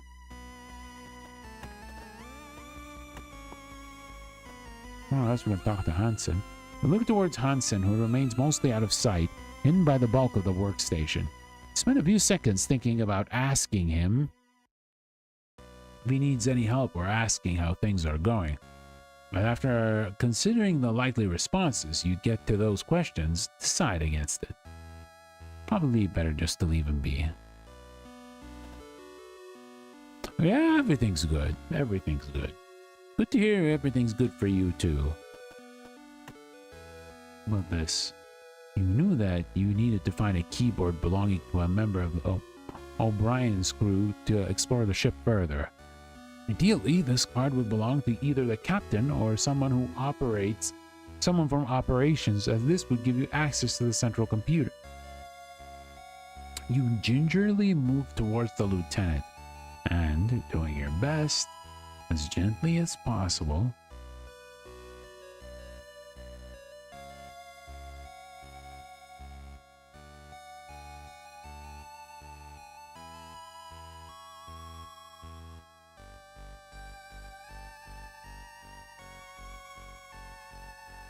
you gingerly move towards the lieutenant, and doing your best to be as gentle as possible, you pat down his left hand trouser pocket. Feeling nothing through the thick gloves of your spacesuit,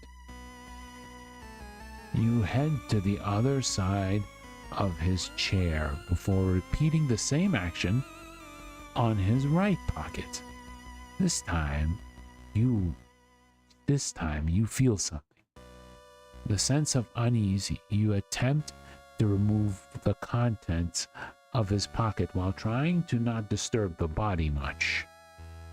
Eventually, but with some difficulty caused by the clumsiness of your spacesuit and your desire not to disturb Bashir's body anymore than you need to, you manage to pull out what I feel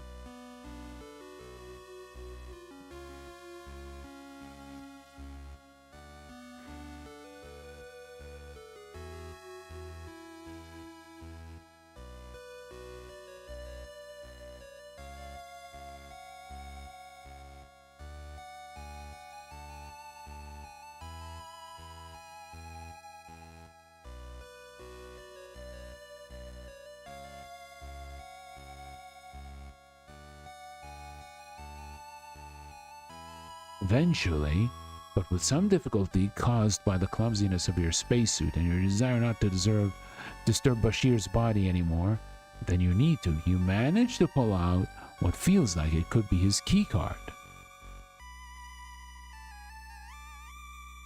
You turn the card over a few minutes.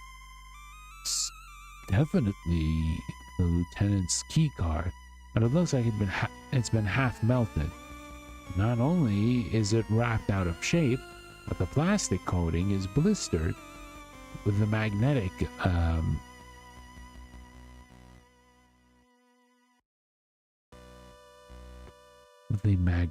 strip on the back almost entirely peeled off. That is an interesting comparison, to say the least. That is a very interesting comparison. You can tell from its condition that it's totally useless. You wouldn't even be able to fit it into any card reader or terminal even if the surface hadn't been ruined. Great. Looks like this won't get me anywhere. Hopefully the captain's in a better condition. Otherwise, I'll need to find the second in command. If I can find them.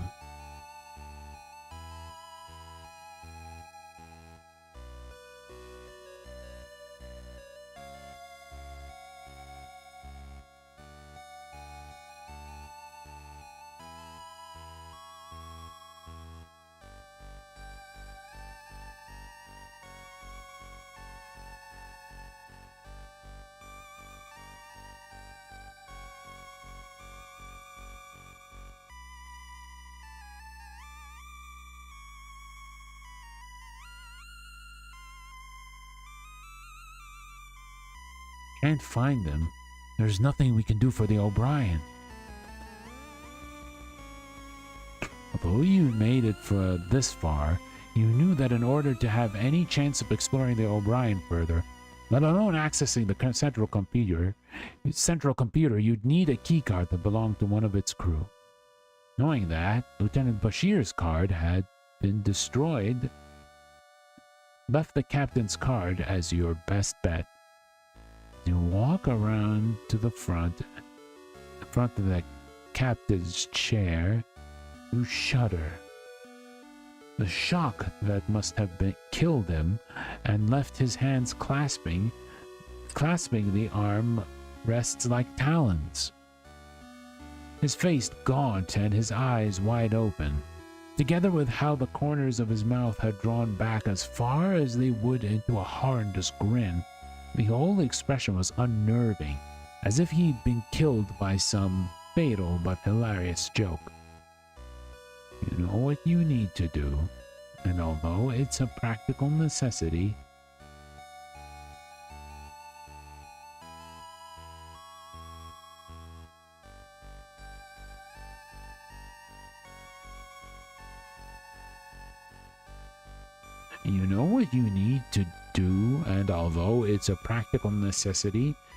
something about it feels wrong. Before you proceed, you glance down at his name tag. Sorry about that, Captain Gerard. Or Gerard. You pat the captain down, but find no indication that he's carrying his keycard in his pockets. As you stand back for a moment, trying to think if there's anywhere he may have left it, your eyes are drawn to the hand tightly clenching the armrest, which also doubles as a control panel. You remember having seen Captain Bartermuse insert her keycard into the equivalent panel of the gun dog, on occasion to unlock certain functions.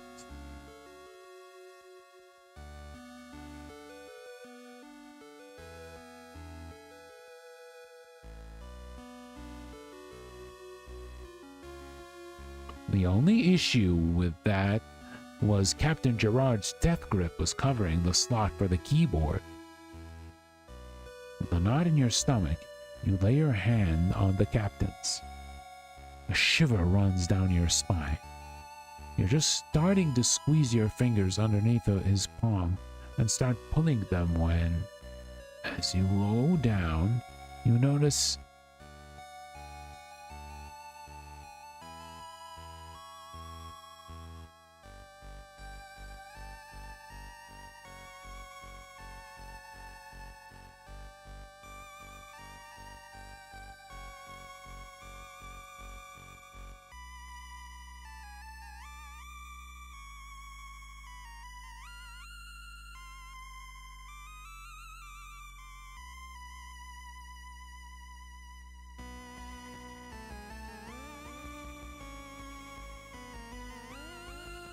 okay. With a huge sigh of relief, you kneel down and take the card from the floor. Luckily for you, the captain must have dropped it before he was shocked. Just like Lieutenant Bashir's, the captain's card appeared to have suffered the same fate. It was totally unusable. And you can tell from its condition that it's not getting you anywhere. You sigh as you lay the remains of the cord of the card by the captain's hand. I can't find a card with an access to the central computer. There's no hope for the O'Brien. Hansen seems to be at work under the station. I should probably leave him alone. I don't think he'd appreciate my help even if he needed it.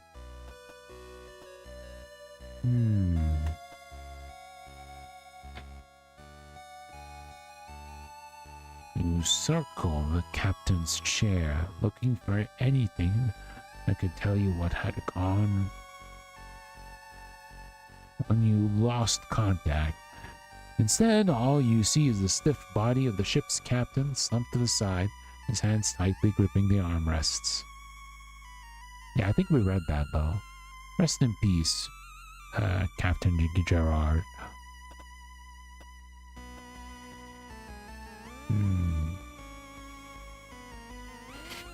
I guess we move. Let's go to the central hub. Having made your way back into the maintenance crawlway, you work your way down into the darkness. The dull starlight of the airlock that illuminates the central hub barely illuminates the exit below you. As you continue towards it, you pause as your radio hisses into life.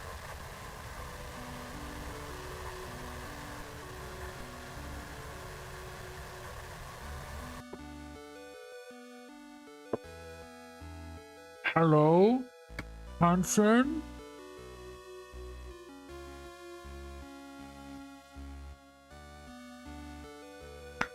Lieutenant Commander Quinn from the JFS Gundog. Oh, Cassie's back. Cassie, what are you doing on this? We're picking up your signal and have arrived in the rendezvous area. Please transmit your precise coordinates. Over. Cassie, what are you...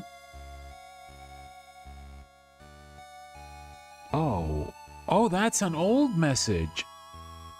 We read you. That's a sweet voice you've got there, Gundog.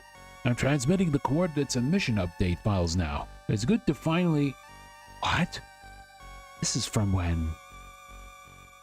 Roger that, JFS O'Brien.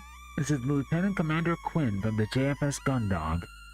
We're picking up your signal and have arrived at the rendezvous area. Please transmit your precise coordinates. Over. Oh, it's just... Oh, that's a repeat. A snippet of conversation between Cassie and Lieutenant Bashir loops a few times until eventually fading out into static.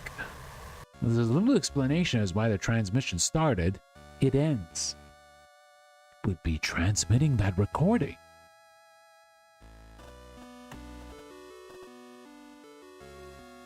Let's see, the airlock?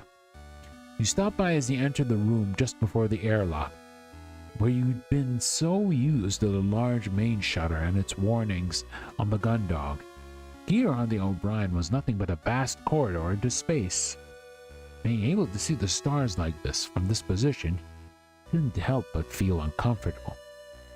Their light, as gentle as it is, feels like a forced intrusion on this room. Somewhere they should never illuminate. You spend a few more moments gazing out of the airlock before you shake your head to clear your thoughts. If there was any hope for the O'Brien's crew, it was that you'd act fast, and your stargazing wasn't helping anyone. You begin to turn to leave, but out of the corner of your eye, you notice that the terminal next to the airlock appears to be displaying something. How does this terminal still have power when everything else is dead? You hurry over to the terminal in case it's displaying something important that could give you some hint as to whether there were survivors left on board. What? What's Cassie's personnel file showing up here for? Hindered by the large gloves of your suit, you attempt to enter a command that would take you back to the terminal's menu screen, hoping to gain access to some of the ship's functionality. After a few keystrokes, though, the screen shuts down, leaving you staring at nothing but a dim reflection in the curved glass. What is going on with these files? You tap a few different keys before giving the terminal a whack on its casing, but nothing you do can bring it back to life. Slightly perturbed, you make a mental note to ask the chief about it later. For now, you head back to your important task, finding survivors. Okay, let's go back to the central hub, and let's go to the thoroughfare. And then we move to the armory. I didn't get any answer last time. There's no point in trying in again. Central hub. Let's go to the bridge. Yeah, we were in the bridge. Where shall we go? Foresight thoroughfare. Anyone? Use? Move to the... that's the hangar. Let's go to Crew Quarters Corridor 1. For all the effort you put into slamming your fist against the door to signal anyone that might be inside, your efforts are wasted. Despite hammering as hard as you can on the door, there's no response. Same thing. Yep. Same thing. Let's go to the O'Brien crew quarters. Stood outside the door that would be yours had you served on the O'Brien instead of the Gundog, you can't help but feel a bit nauseous.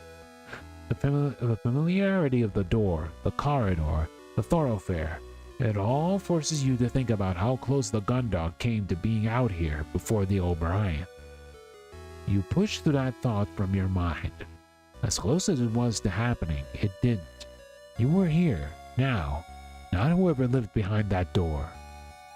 Balling up your right hand into a fist, you hammer against the door, then place your helmet against it, waiting for a response. When you don't get one, you repeat the process a few more times, until you eventually step back, bring your gloved hand to try to ease the soreness from pounding on the door. One's in. Damn, is there no one alive? Corridor 2.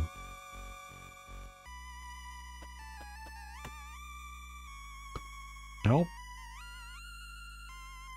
Nope. Nothing.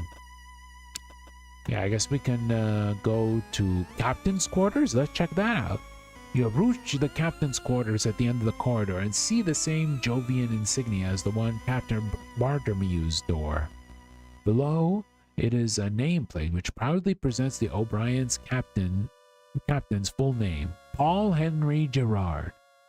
You've seen that Captain Gerard met his end on the bridge, so you can assume the chance of anyone being in his quarters is extremely low.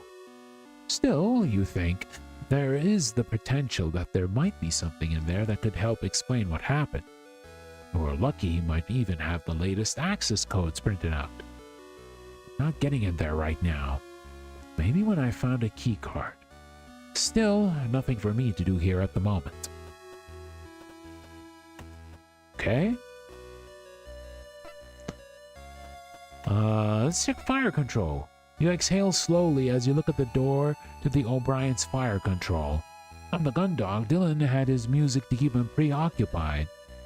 Whoever was assigned to the station on the O'Brien probably wasn't so lucky. With this thought in mind, you carry out the process of hammering on the door, resting your helmet on it, and then giving it another go after getting nothing but silence in return. After a few attempts where you hear nothing coming out of the room beyond, you step back, mentally crossing this room from your list of potential safe havens on board. Okay, more. Let's check the hangar. As you make your way through the gloom of the foreside thoroughfare, you absent-mindedly knock on the low-gravity warning sign just before the double doors that lead to the ship's hangar. Placing the portable sub-terminal by your feet, you hammer on the doors with your fist, hopeful that if anyone's there, they'll hear your signal and reciprocate in kind. After around 10 seconds of this, you stop and press your helmet against the door. If there's any noise in there, the vibration should travel through the door and into your helmet, allowing you to hear it. Nope, nothing. I guess there's no one in there. Oh! You! Can you hear me in there? You call out, resuming your hammering of the door when you get no response. Hey! Whoever's in there, we're from the JFS Gundog. We're here to rescue you. Can you hear me? There's definitely someone in there. Though you're still not getting an obvious response, the knowledge that someone is in there fills you with a sense of urgency, and you hurriedly set your suit's radio to broadcast. This is Lieutenant Sai Najumu of the JFS Gundog. We're here to provide assistance to any crew on the JFS O'Brien. I repeat, this is Lieutenant Sai Najumu of the JFS Gundog. We're here to provide assistance to any crew on the JFS O'Brien. Come on! You slam your fist onto the hangar door one more time. Despite the signs that someone was still alive in there, with no way to get into the hangar, no response on the radio, you feel like you may as well be 1,000,000 miles away from them. Picking up the portable sub-terminal, you look from one end of the foreside thoroughfare to another. The presence of a survivor made your need to find a keycard belonging to a member of the crew all the more urgent. Okay. Let's check the mess hall. Given the time when the Gundog and presumably the O'Brien had blacked out, you knew there shouldn't be anyone in the mess hall. Despite this, you also knew that it wasn't uncommon for crew members to disappear from stations briefly to grab a quick pick-me-up or treat, especially if their duty was quiet. And especially if that crew member's name was Cassandra Quinn. You go through the routine of hammering on the door, waiting for a response and continuing to batter it with your fist, just in case you hadn't been heard the first time. Despite your current best efforts, you don't manage to get a response. Well, dang. Well, what are we gonna do then?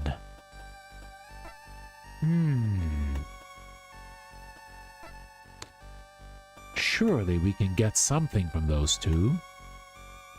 The lieutenant and captain's cards are pretty much destroyed, yeah. Yeah, we gotta... Nothing's working right now, so there's no helpful readouts or anything that's being displayed. There's no point in me wasting any more time here. I had enough of staring out in space for one day anyway.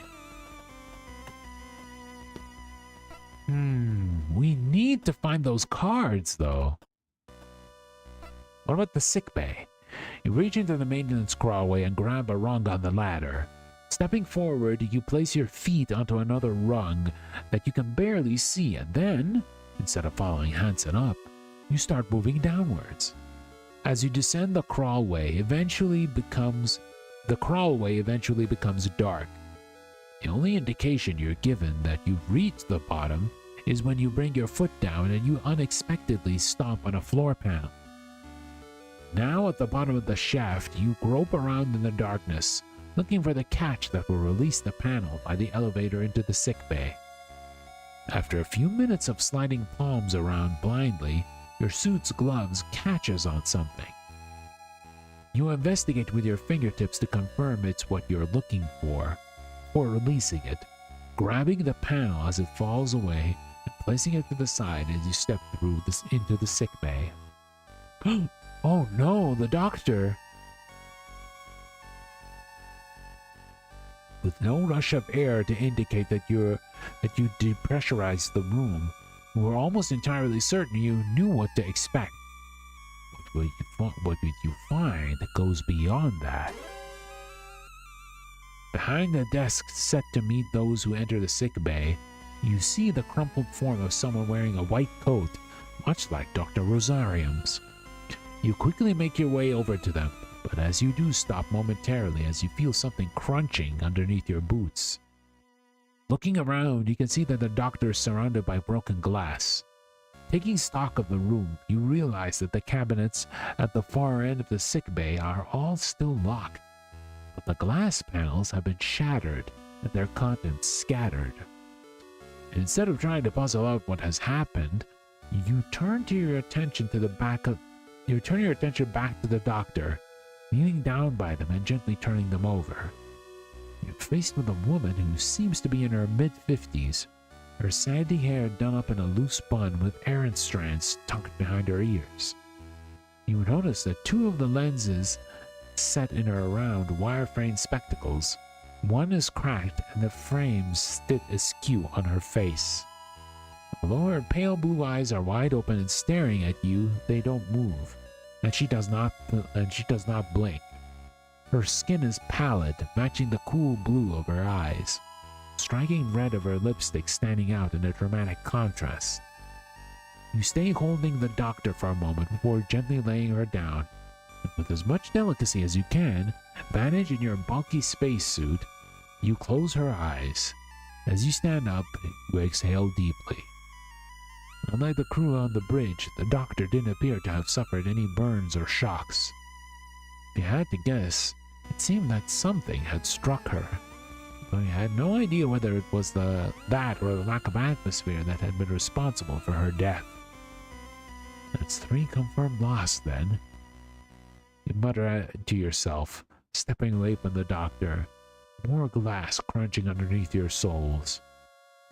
It was increasingly likely this is how things would be on the rest of the ship, especially considering the central area had been depressurized, with no safety measurements engaged. You'd be holding out hope that at least some of the crew had made it, but based on what you'd seen on the bridge and here, though, that didn't seem likely. As you survey the room, you turn your attention back to the glass underfoot and the shattered frontage of the cabinets. What happened here? Let's look around. As you head towards the back of the room to examine the cabinets, you feel the crunch of glass fragments under your feet. Although the floor is scattered with the various boxes and bottles of different medicines, there's something in particular that catches your eye. You squat down and pick up an open packet that you recognize, Nutri-Shake Mix.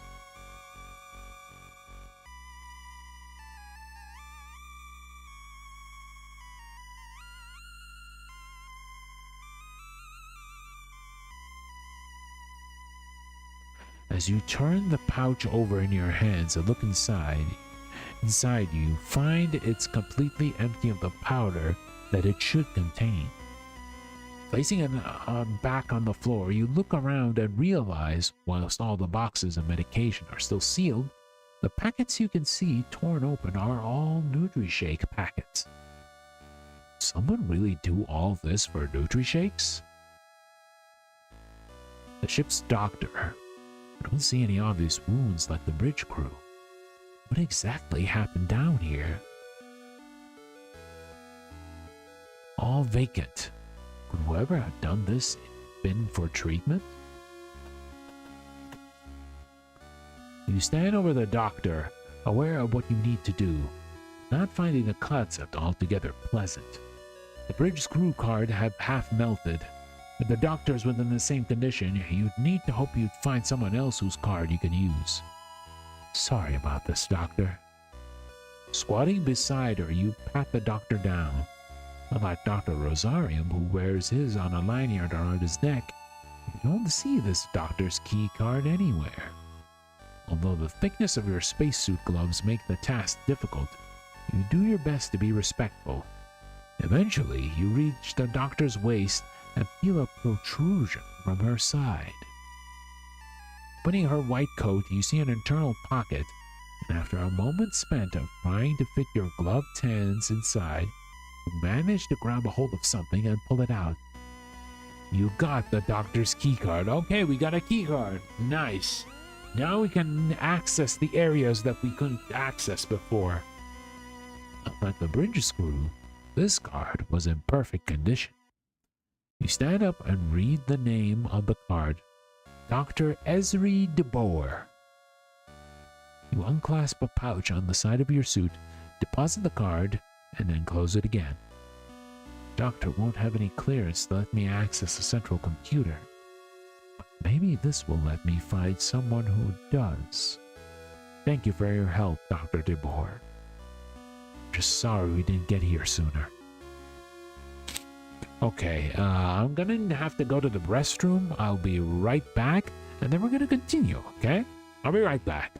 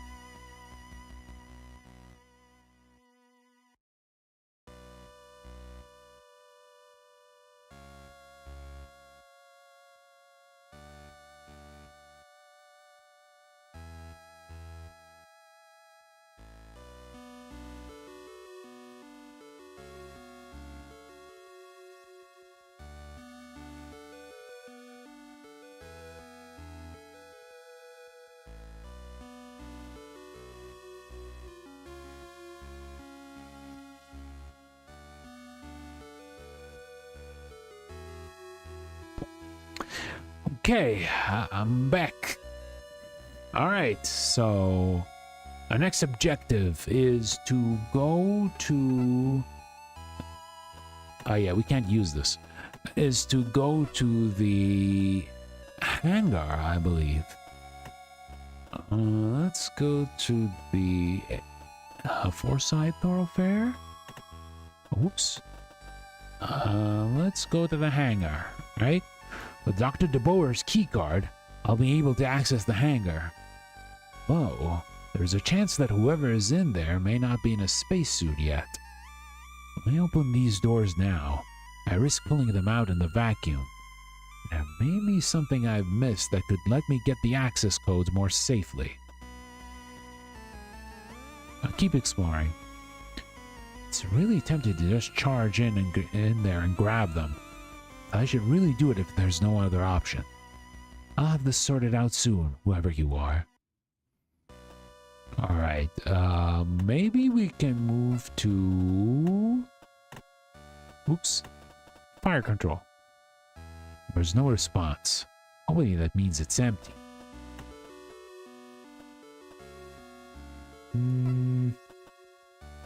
Try the mess hall? Okay. I hope. Let's go to the central hub. And let's go airlock. Can we actually look? Both still here. Doesn't look like anyone's here has done a spacewalk of their own, unless they use the suit from somewhere else. The panel's still recovering the emergency access lever. How could they have opened the door without using it? Can't figure out why they'd have opened both doors at once. They must have known what would happen. Okay, back to the central hub. Forsyth Thoroughfare.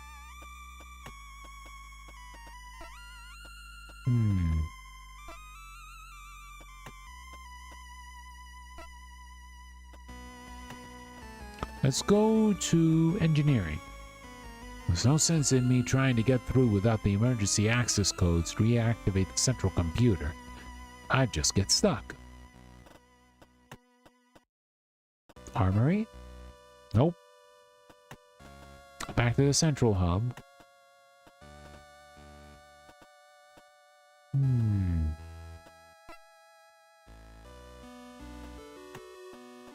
Let's go to the crew quarters. Nope. Yeah, we still can't access that. What about the quarters? I didn't get any response from inside. There's probably no one in there.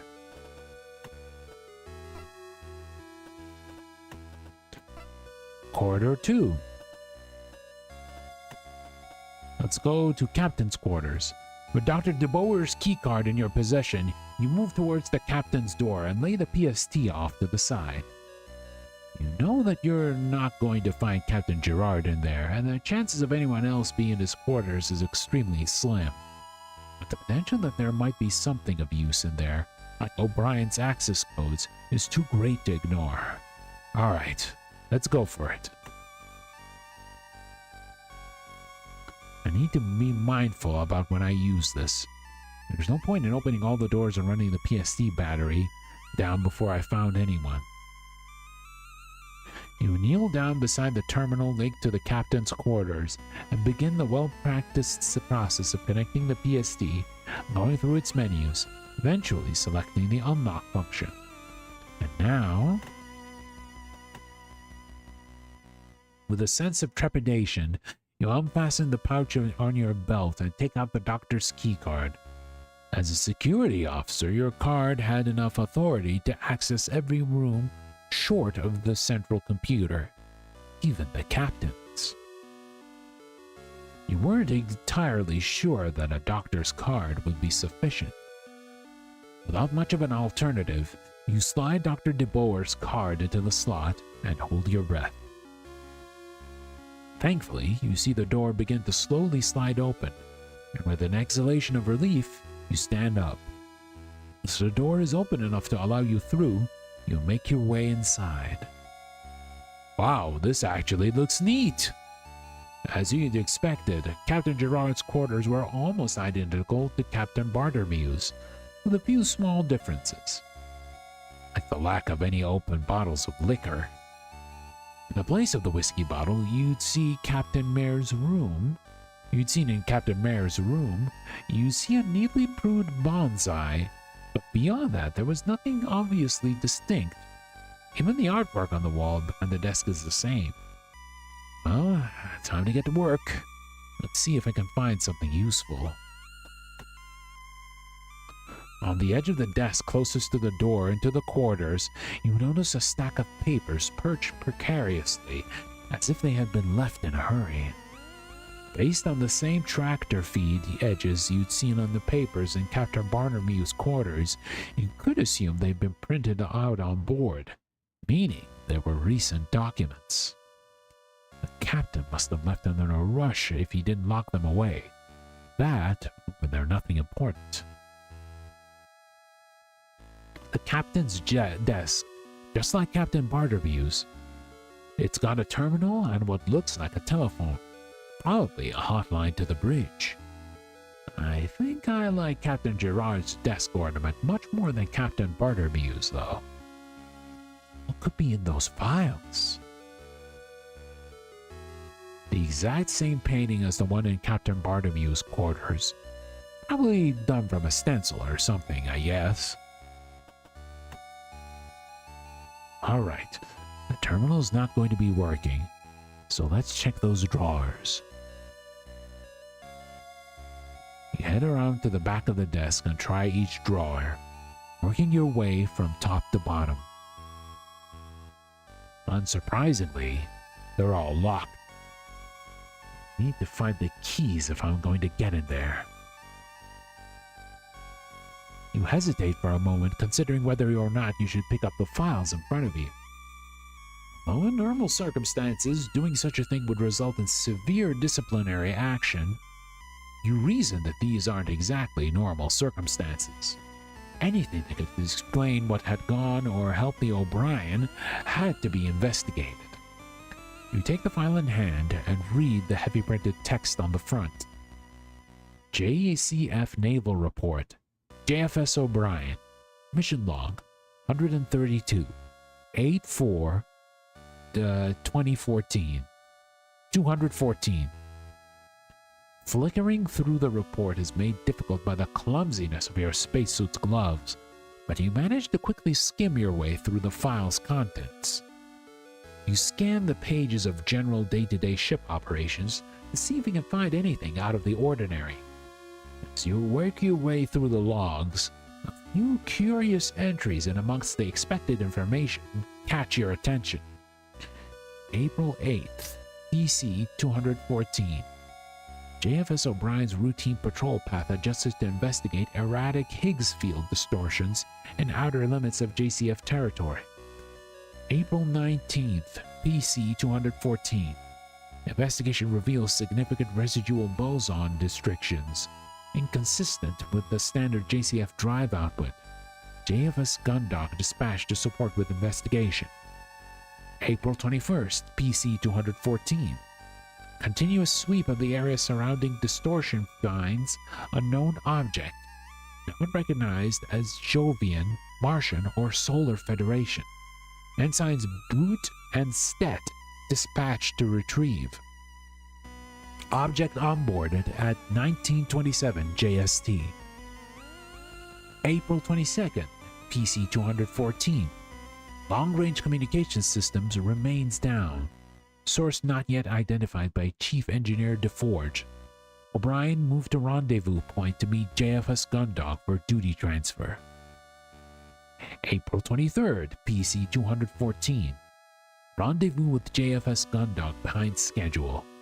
Chief Engineer DeForge investigating unknown object for potential cause of communication failure. Destructive investigation authorized. Sounds like they ran into similar issues as us around the same time they took whatever this unknown object is on board. That is quite curious, to say the least. Unknown object, huh? If this is all for nothing, I guess I could take this back to the Gundog with me. I don't know how long these trees last in space. Though I should probably leave it alone until I know for certain. Although you can't think of anything important that you might find in the captain's bathroom, you feel a compulsion to search it anyway. Despite a thorough examination, the only thing you leave with that you didn't have when you entered is an in-depth knowledge of the captain's choice of bathroom products. What if we check the room? As you head into the bedroom, you take the time to look around thoroughly. And I didn't like doing this in Captain Bartomew's quarters, and you didn't like doing it anymore here. Working on your way from left to right, you check the large chest of drawers before moving on to the bedside table and then eventually the area around the bed. Despite a rigorous check of the room, you don't find anything interesting or useful. Just personal effects of the captain that you can't help but feel guilty for rifling through. No keys? What do we look? A bed, a chest of drawers, a bedside table. Pretty much all the same as things as Captain Bartomew's quarters. Just tidier.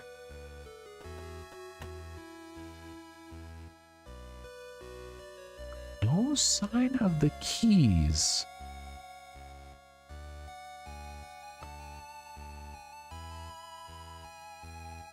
There is a time and place for thinking about his civil heritage, and now isn't it?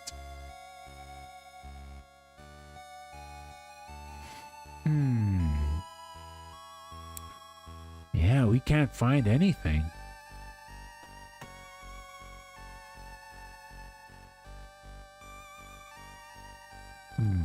Nothing new here. The captain's bathroom is certainly a lot smarter than the pods that you get in standard crew quarters. There's an actual toilet and a proper shower unit, too. I wonder if when you reach Admiral, you get your own bathtub. That would be cool.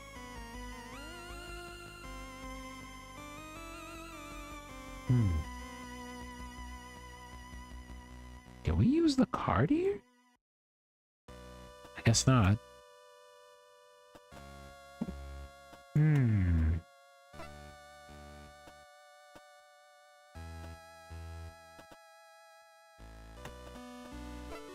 Standing in front of that door on the gun dog would be the entrance to Cassandra's quarters. You feel a bit queasy.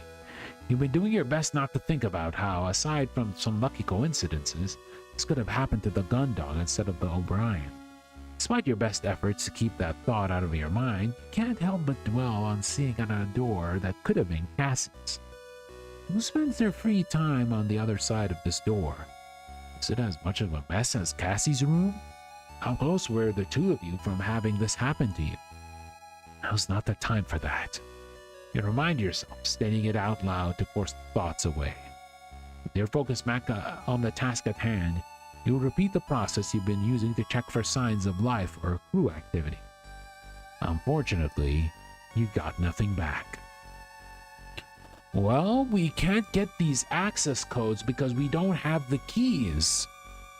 We did open the captain's room, but without the keys, we can't get the access code. This is rather troubling. Like, we checked the desk.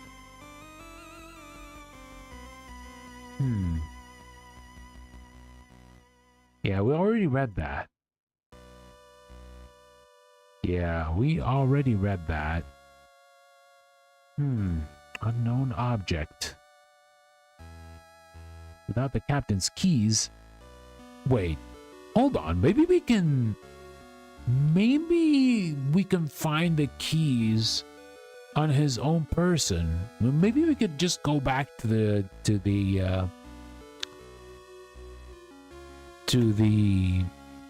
deck area. Yeah. Let's go back to Portside Thoroughfare.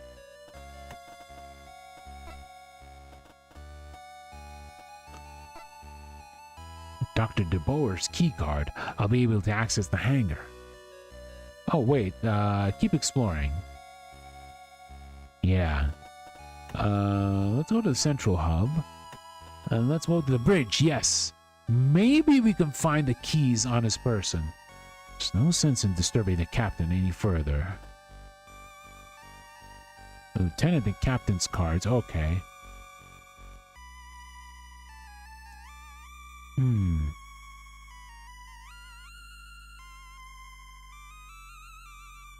Damn, he doesn't have the key on him?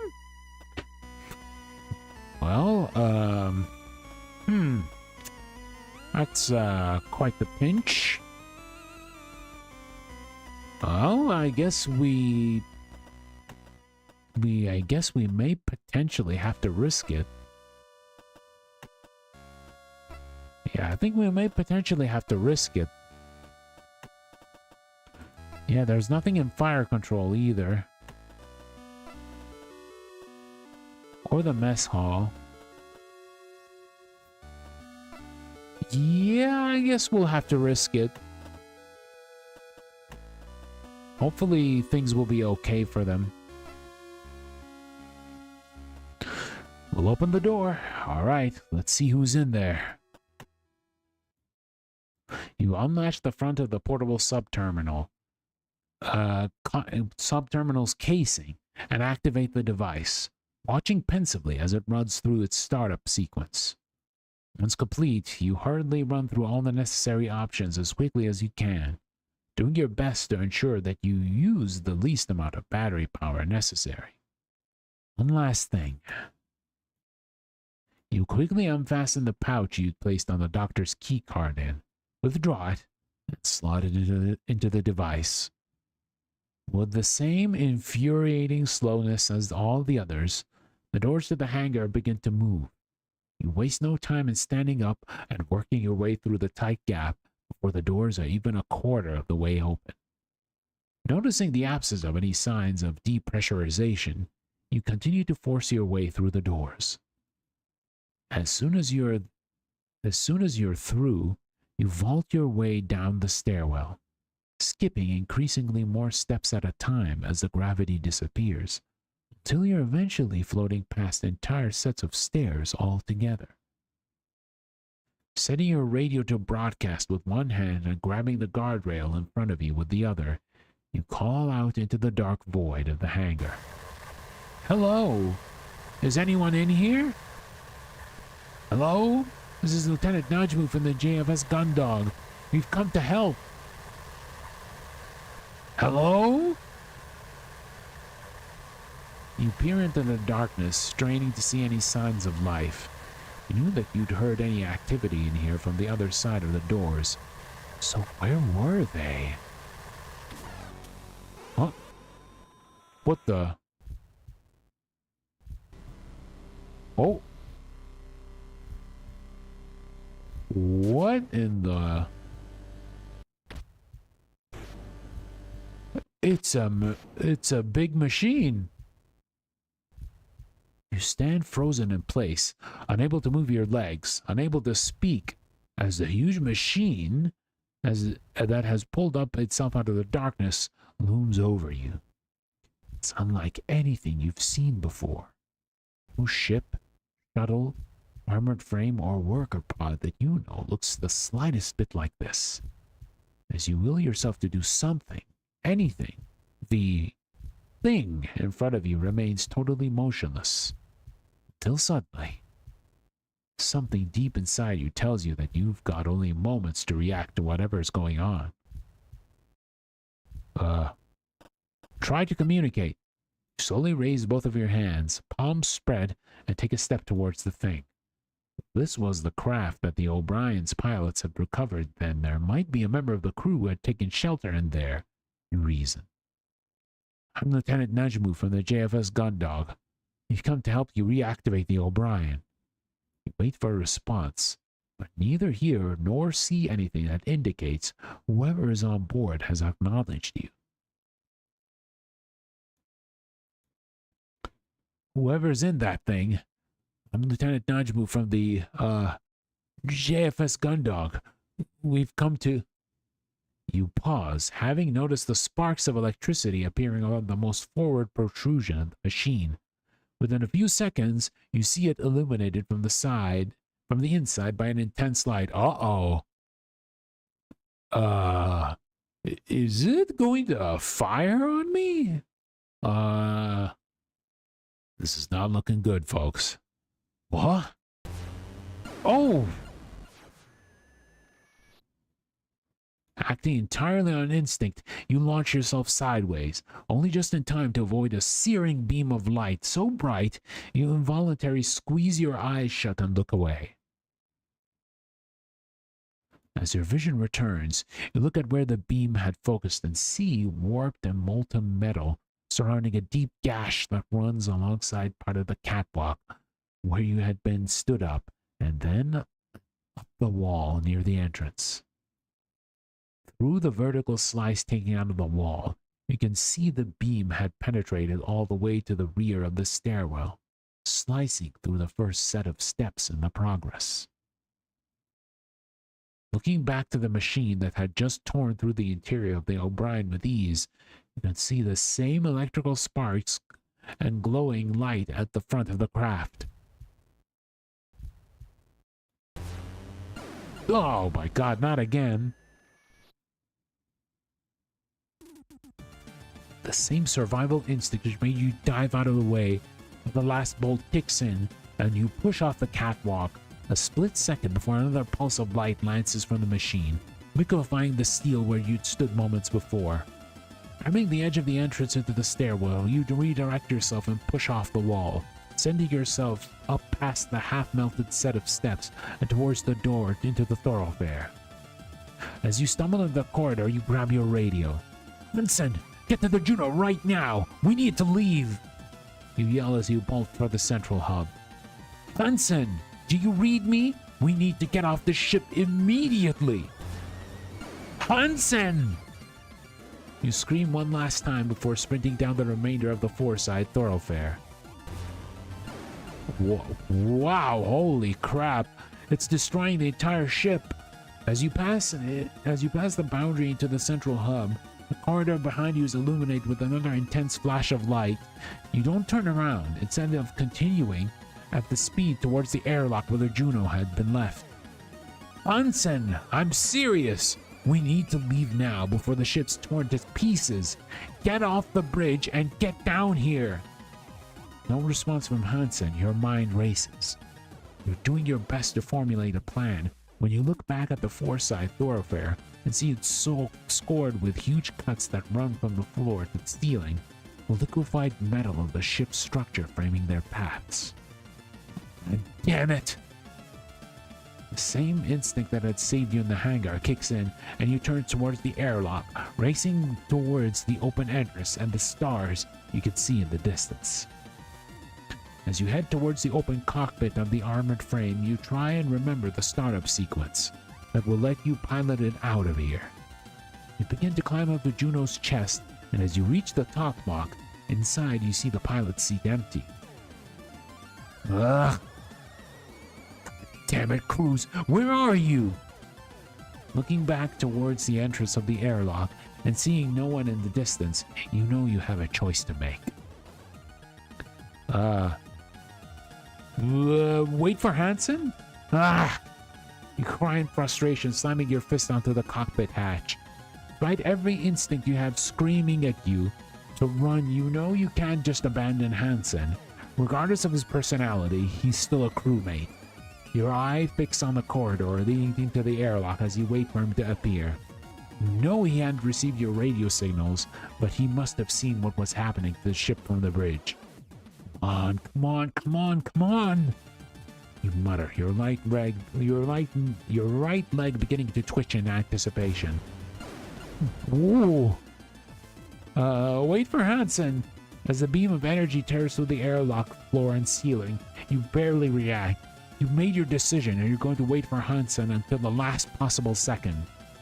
Bruce, you asshole! You better get yourself into this Juno right now, or I swear to God I'll... You what, sir? At the entrance into the room containing the airlock, you see Hansen, the black box under one arm, running at full speed towards you. I'm here. This is a shame I won't see what discipline you had planned out for me. Ensign, shut up and get us out of here. Whatever you say, sir. In one swift motion, Hansen pulls himself up to the cockpit entrance and disappears inside. As soon as he's seen you enter after him and quickly begin to buckle yourself into the passenger seat. In just a few seconds, Hansen pulls the lever that seals the Juno's cockpit and works his way through the entire startup sequence. Even before the main monitor is active, he pulls back on the flight sticks, and you feel the rumble of Juno's engines moving the armored frame away from the ship as the main view screen switches on, showing the O'Brien shrinking into the distance. What did you do? One minute I'm pulling out the black box, the next I can see a light show going outside and some kind of a laser beam near it cuts me in half. I didn't do anything.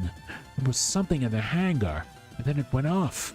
It was tearing the whole ship apart from the inside. So you tripped on an AF's weapon system or something?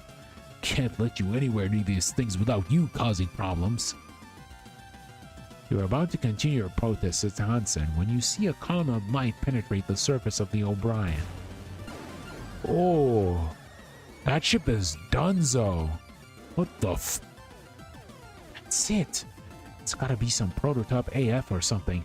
Never seen a weapon like it. Tore through the O'Brien's hull like paper. The hell this kind of weapon is that? No idea, but we need to warn the gun dog. Get back to the gun dock right now. What? Leave that thing out here? Whatever that thing is, it just shredded out the O'Brien from the inside out with a weapon we never encountered before. Our comms are out, and if it takes us down and gets the drop on the gun dock, then we sunk in seconds. Hansen looks from you to the screen showing the strange craft atop the O'Brien's hull. After a moment of deliberation, turns the Juno towards the gun dog and sets off at maximum thrust. We can warn them. Maybe Dylan can get on the long-range system and take it down with the cannons before it... Damn it! You grip tightly on your seat as Hansen struggles to reorient the armored frame. Something had just struck you. Hard. As the ensign regains confidence over their Juno, you see the enemy machine disappearing into the distance on the main monitor. The thing just slammed into us and took off like nothing happened. The hell is it? It's heading straight to the gun dog. Go, now! What do you think I'm doing? Hansen barks as he resumes maximum thrust, causing your machine to judder and shake.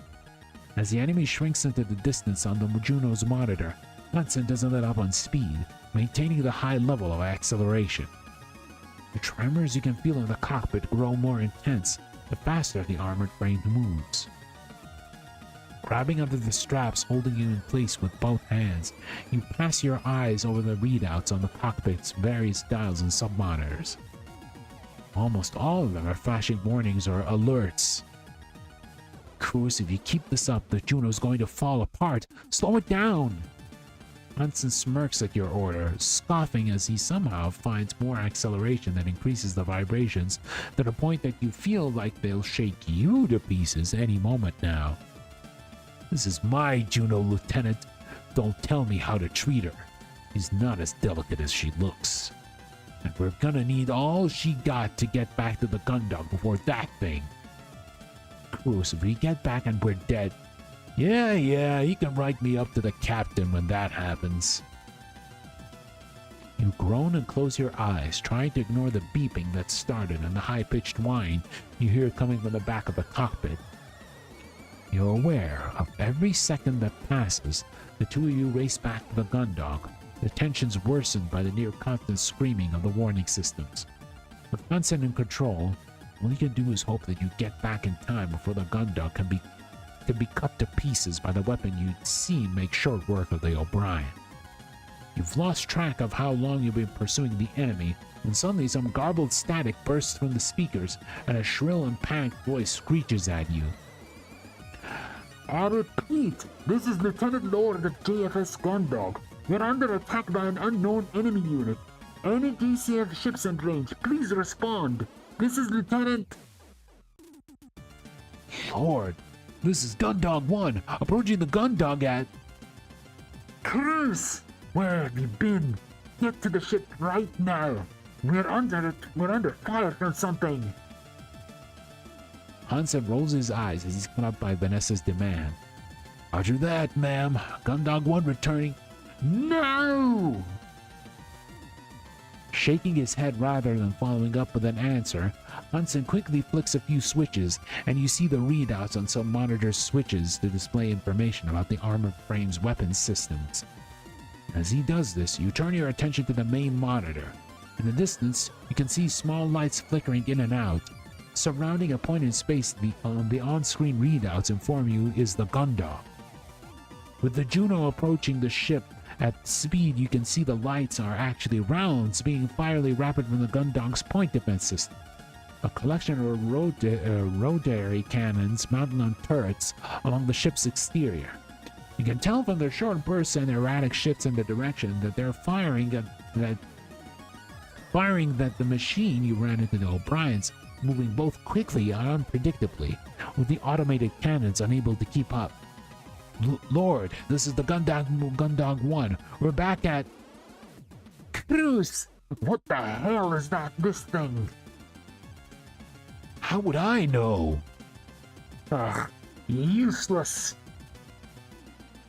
You hear Hansen mutter something under his breath, too quietly for the communication system to pick up.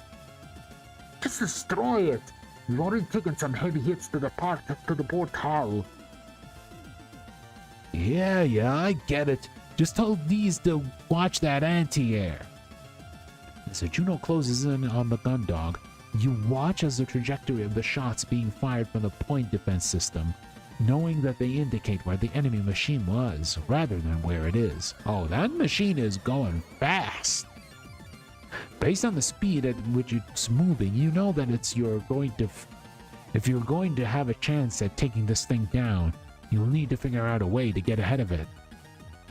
You're about to make this observation to Hansen, but you see a deep focus on his face. His eyes tracing the path the enemy moves along as it weaves around the barrage coming from the ship. With the sudden flurry of motion in the controls, Hansen adjusts the armored frame's trajectory, sending it soaring uncomfortably close to the Gundog's bridge, just in time to intercept the strange craft as it rises up from the far side of the ship. Reusing the same evasive maneuvers. Amateur! Hansen yells. Slamming down the pedals, Hansen positions the Juno over the top of the enemy. You hear a heavy click as he pulls the trigger on the right flight stick. Too easy. Oh, missiles! Let's go! Oh! As the rounds from the machine gun slam into the target, Hansen presses down on a button on the left flight stick, sending a volley of missiles roaring away from the Juno's shoulder pod and directly into the enemy, engulfing it in an explosion. It doesn't matter how powerful the machine is if the pilot is no good. What?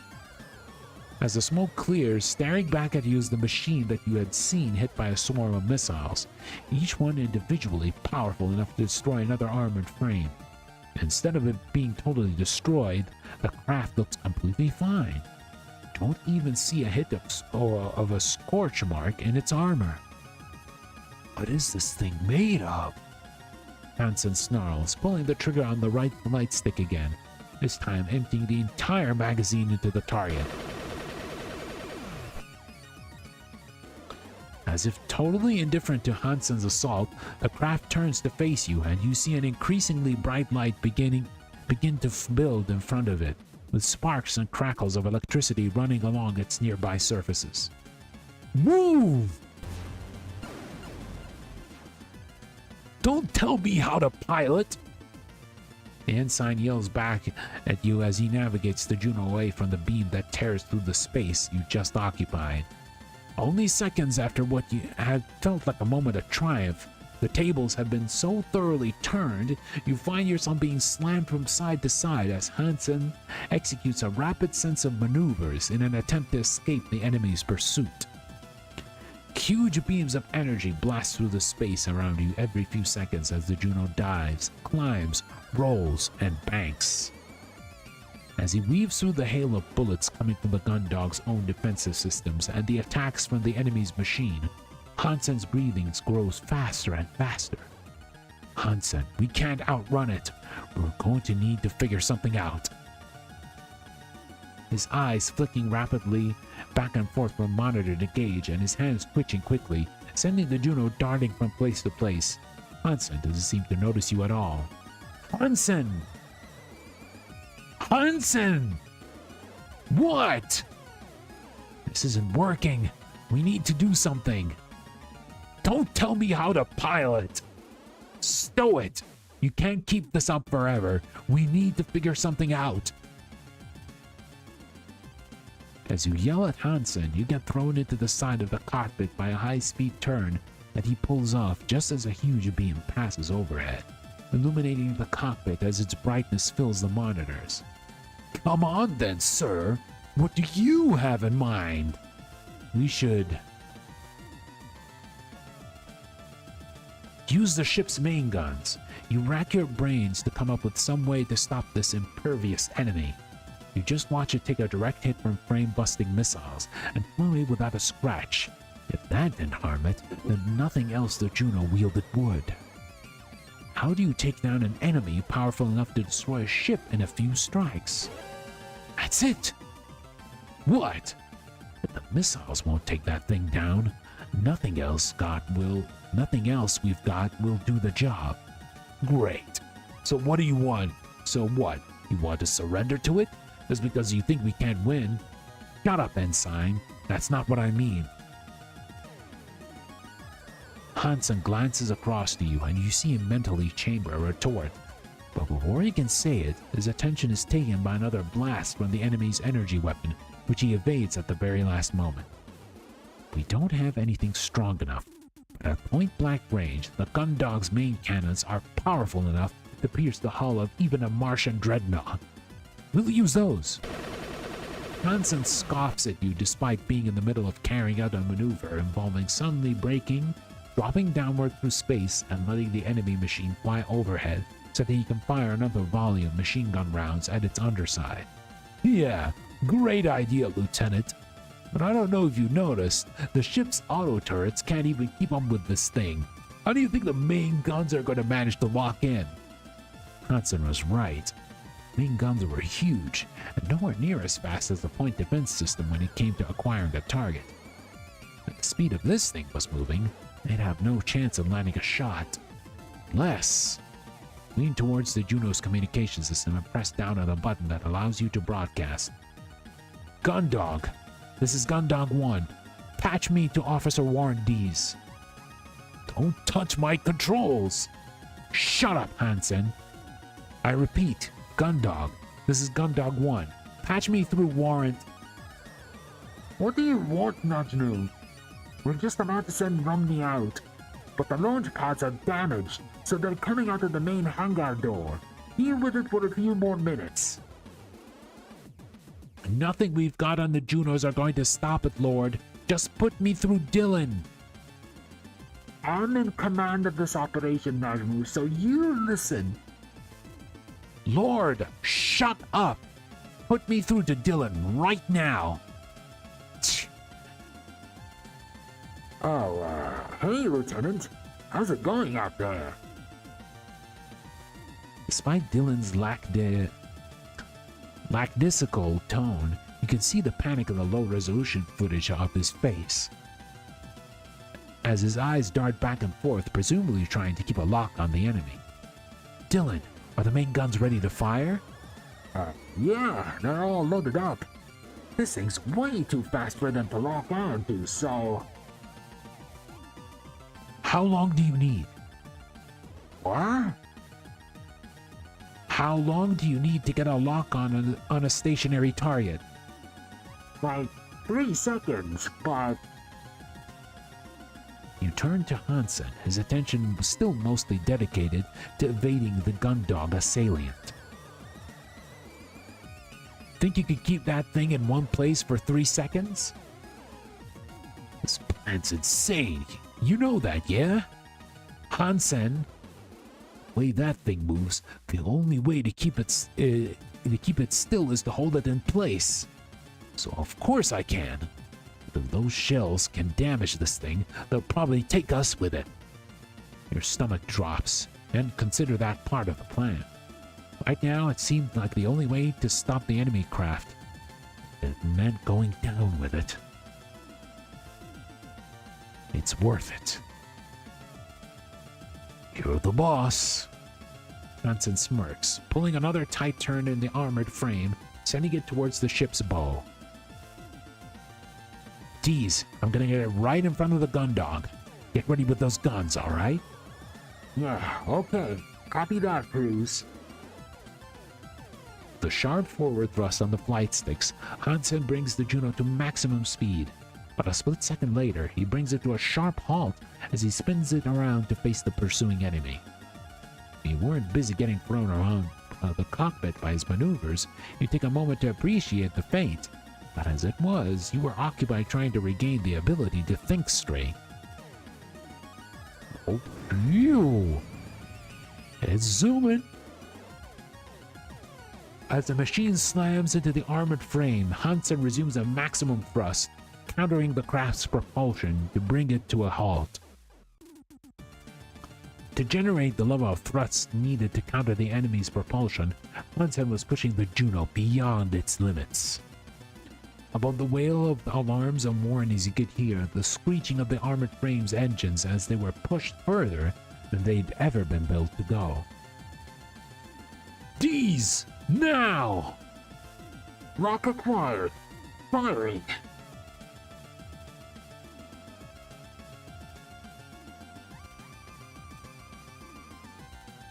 Oh, that cinematic looks so cool. You and Hansen are both jerked violently as you feel the impact from the shells, the machine held stubbornly in place by the Juno. More alarms begin to sound, and the scream of your engines grow louder as your armored frame strains against the enemy. It's still in one piece, Lieutenant. Ensign. Then keep firing! You scream. Alright, reloading. Just keep it steady.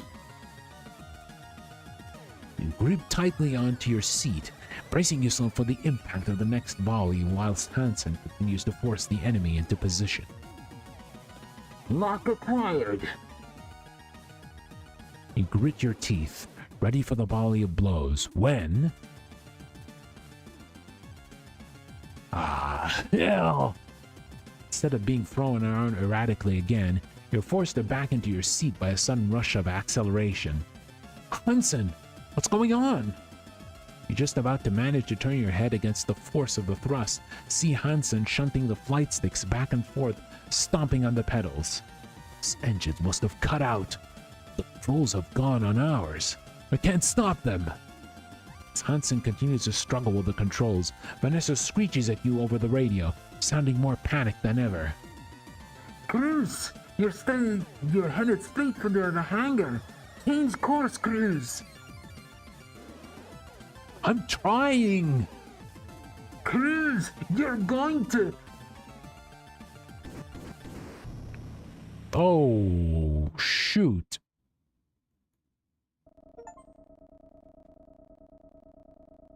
April 23rd, Planetary Calendar 214.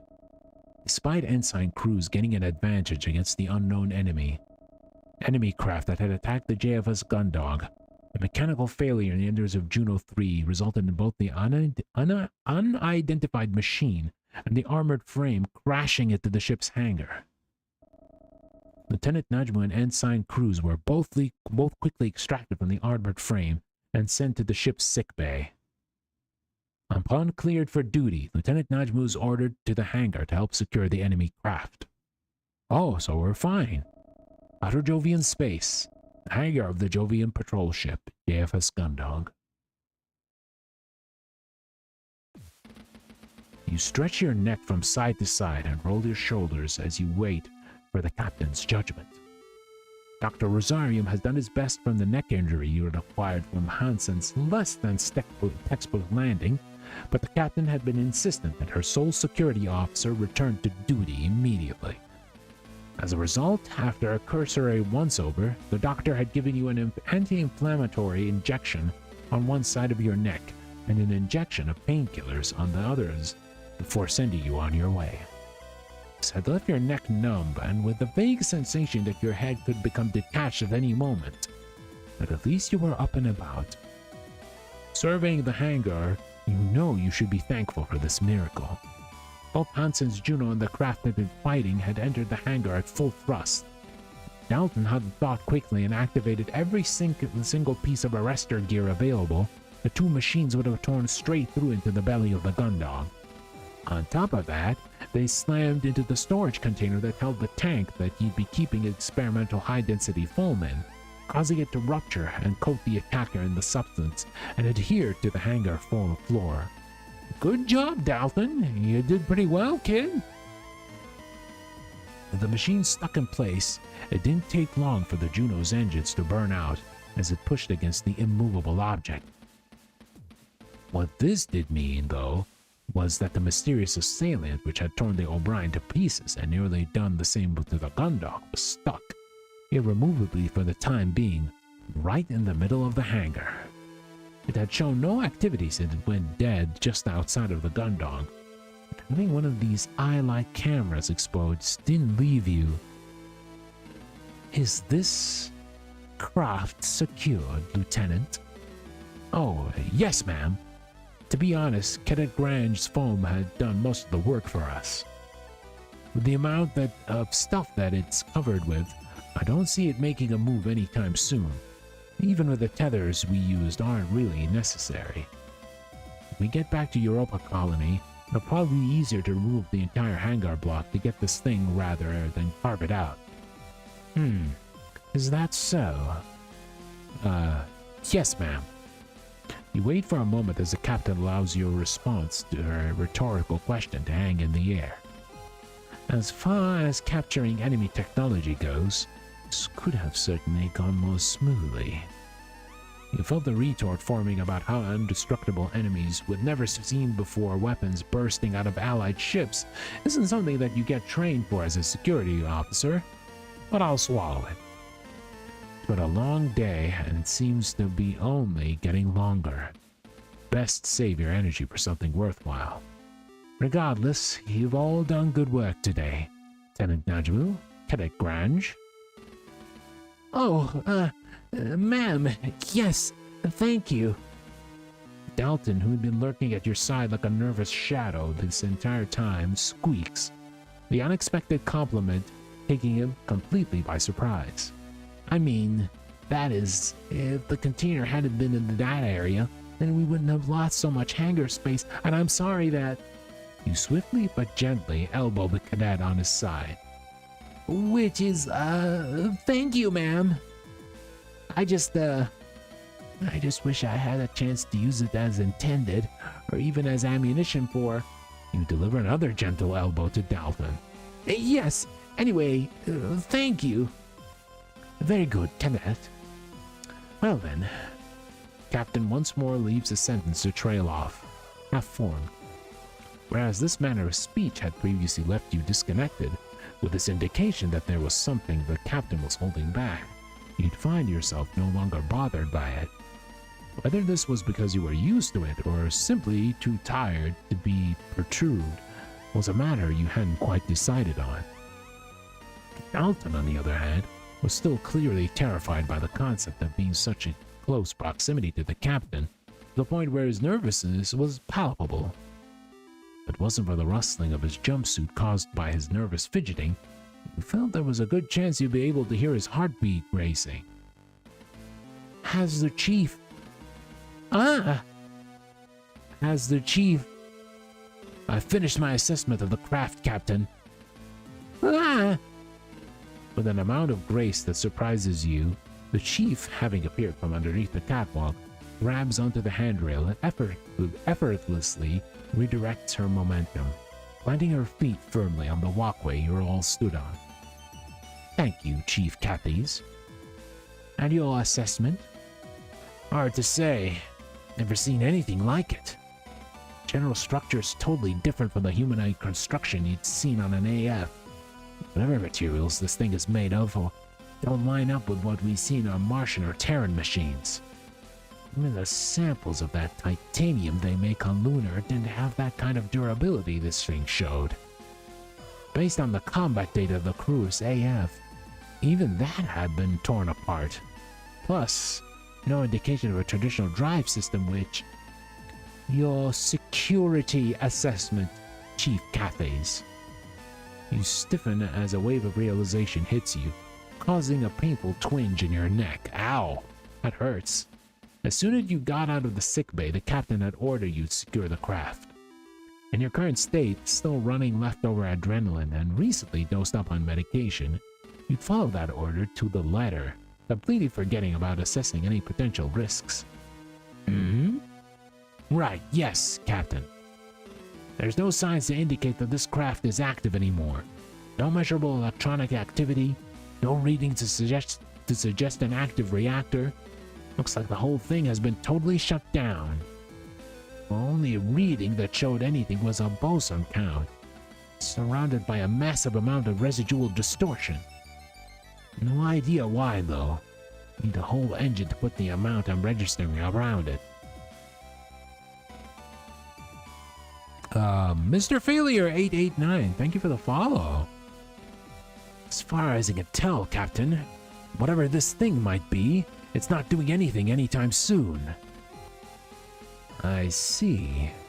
And the pilot? If there's anyone in there, they aren't getting out of it. I've checked over all the visible portions of its structure, and there's no trace of a cockpit hatch or entry panel. How strong Cadet Grand's compound is, there's no way they'd be able to break through. You must have gone pretty heavy on the cyan acrolytes, huh, Cadet? The chief asks with a wink. Yes, ma'am. Sorry, ma'am, It's a good thing, Cadet. If you hadn't had this thing, might have been able to tear its way and continue its rampage around the ship's insides.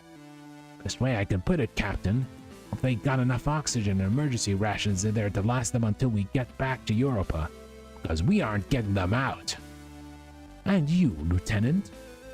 You'd hope that the chief's explanation would suffice. The captain had turned her attention to you expectantly.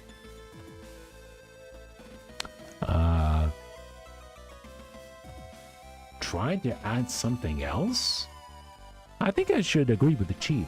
I think Chief Cathays had just about covered it, Captain. I didn't see anything that looked like a hatch when we were securing it, so I don't think anyone's getting out of there. I see. Nothing to add? You spend a brief moment trying to come up with some other comment you can add to the chief has said. Feeling another twinge in your neck layer over the already present exhaustion, you realize you simply don't have the energy. No, ma'am. Well, that makes life easier. Swift classes weren't designed with brigs. Captain takes a moment to move to the railings and places her hands onto them, resting what little of her weight remains in this low gravity on the support, whilst also drumming her fingers against them. As you watch Captain Bartermuse, you see the brief glimmer of spark in her eyes. A slight change transforming her in front of you from the consistently disinterested captain you know to a canny, analytical version of herself. She turns back to face you, pivoting on the one hand she keeps on the railing. In that case, our priority is getting this back to the Europa colony, where it can be investigated properly. The less time we have this on board, the less risk it poses to us. Chief Cathays, I want those engines online now. Cadet Grange, I want Ensign Cruz Juno fully operational and combat ready.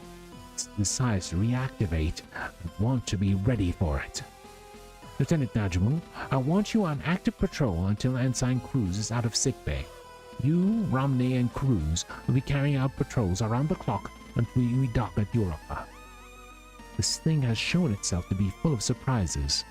Just because we can't see a way for the pilot to get out doesn't mean there isn't one. Carry out a normal patrol and then report back to me. I'll be in my quarters writing this up. Understood? The three of you snap to attention and throw a salute in perfect synchronization. Even the chronically fidgety Dalton maintains a perfectly still, proud, professional countenance. Yes, ma'am. Yes, ma'am. Yes, ma'am. Very good. Dismissed. With a shove against the railing, the captain launches herself towards the hangar entrance, and the three of you drop your stiff postures as soon as she got out of sight. Hell of a day, huh, Lieutenant? You roll out your shoulders once again, trying to get rid of the stiffness that's working its way back to your neck. All in the day's work. You smirk at the chief's question. She wasn't wrong. At this point, you felt you were running on fumes, driven by willpower alone. You admitted to yourself that you were on the verge of collapsing by exhaustion. It wouldn't be long before it actually happened. I don't know about you, Chief, but this is what I signed up for. Is that right, Lieutenant? The Chief gives you a playful punch to the arm. In stark contrast to her grace earlier, this punch actually sends you spinning away in the low gravity, requiring you to grab onto a nearby apparatus to stop yourself. Maybe not quite, you admit. Well, I signed up to make sure this dog's tail keeps wagging. Right now, with the engines offline, that's not happening. So I'm going to have to head back to the engine room. We've all got jobs to do. No time to stand around chatting if we want to get our unexpected passenger back to the Europa colony. Cadet? Chief? The main thruster module on the cruise Juno is completely fried. Don't bother trying to salvage it. It's going to need a wholesale replacement. Understood? Yes, Chief. All right then, both of you. Get to it! With that, the Chief launches herself up a nearby railing and towards the hangar entrance. Much like you had with the captain earlier, you watch as she disappears, relaxing slightly once she's out of sight. As you look around your surroundings, you see that Dalton has already made his way toward Hansen's Juno, leaving you alone. You kick off the catwalk and begin to gently drift towards the hangar exit, taking one last look back at the hangar before you leave. Aside from the sounds of Dalton's exploratory tinkering on the Hansen's Juno and the background hum of various air handling systems, the hangar was effectively silent. This made the sight of the previously hostile machine lifelessly positioned right in the middle of it all the stranger. Still, the Chief still seems adamant that there was no chance it was going anywhere, and looking at it now, you have no reason not to believe her. Time for patrol then. Alrighty, I think this would probably be a good place to call it for tonight. Damn, we even had like an actual a mecha fight between the Juno and the strange machine. I wonder what's up with this strange machine, and I wonder if it's actually piloted by a human or even like a Martian. Who knows? But we'll probably figure out the answers to these questions in the next time we play this. But guys, thank you all for watching tonight, either live or via the archives. Tomorrow is Monster Hunter Friday, and this week we're going to be playing Monster Hunter Rise. We still have the rematch against Narwa the All-Mother and Primordial Malzeno. Two very difficult fights. Hopefully, we'll be able to conquer either of them, but that remains to be seen. Going to be doing our best regardless. But as per usual, on the Twitch side of things, before I go, let me see if I can raid you guys somewhere, and I would appreciate it if you guys stay for the raid if you are there. Let me see. Let's look at someone playing a visual novel first off. Visual novel. Let's see.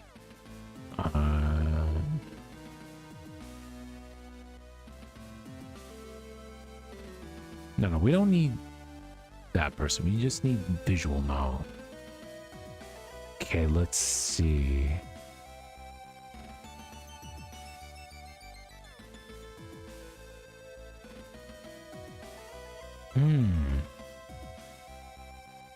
Ooh.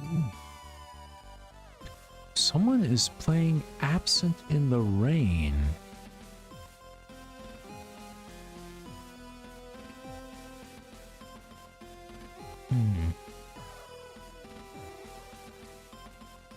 guess they're just playing it overall.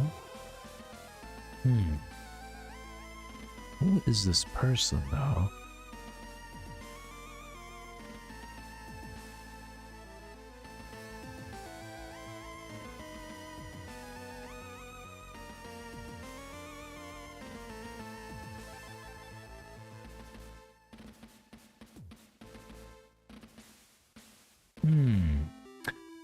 This person is playing 100 line Last Defense Academy. Ooh, let's see if we can actually raid them. Yeah, always gotta check like the VN tag to find some people who are also playing VNs. Can we actually raid them? Yes, we can. Alrighty, so again, like I said, I'd appreciate it if you are on the Twitch side of things, and if you are present in the raid, that would be really appreciated. But yeah, guys, hope you all have a great night, evening, or afternoon, and I will see you guys very, very soon. Bye-bye.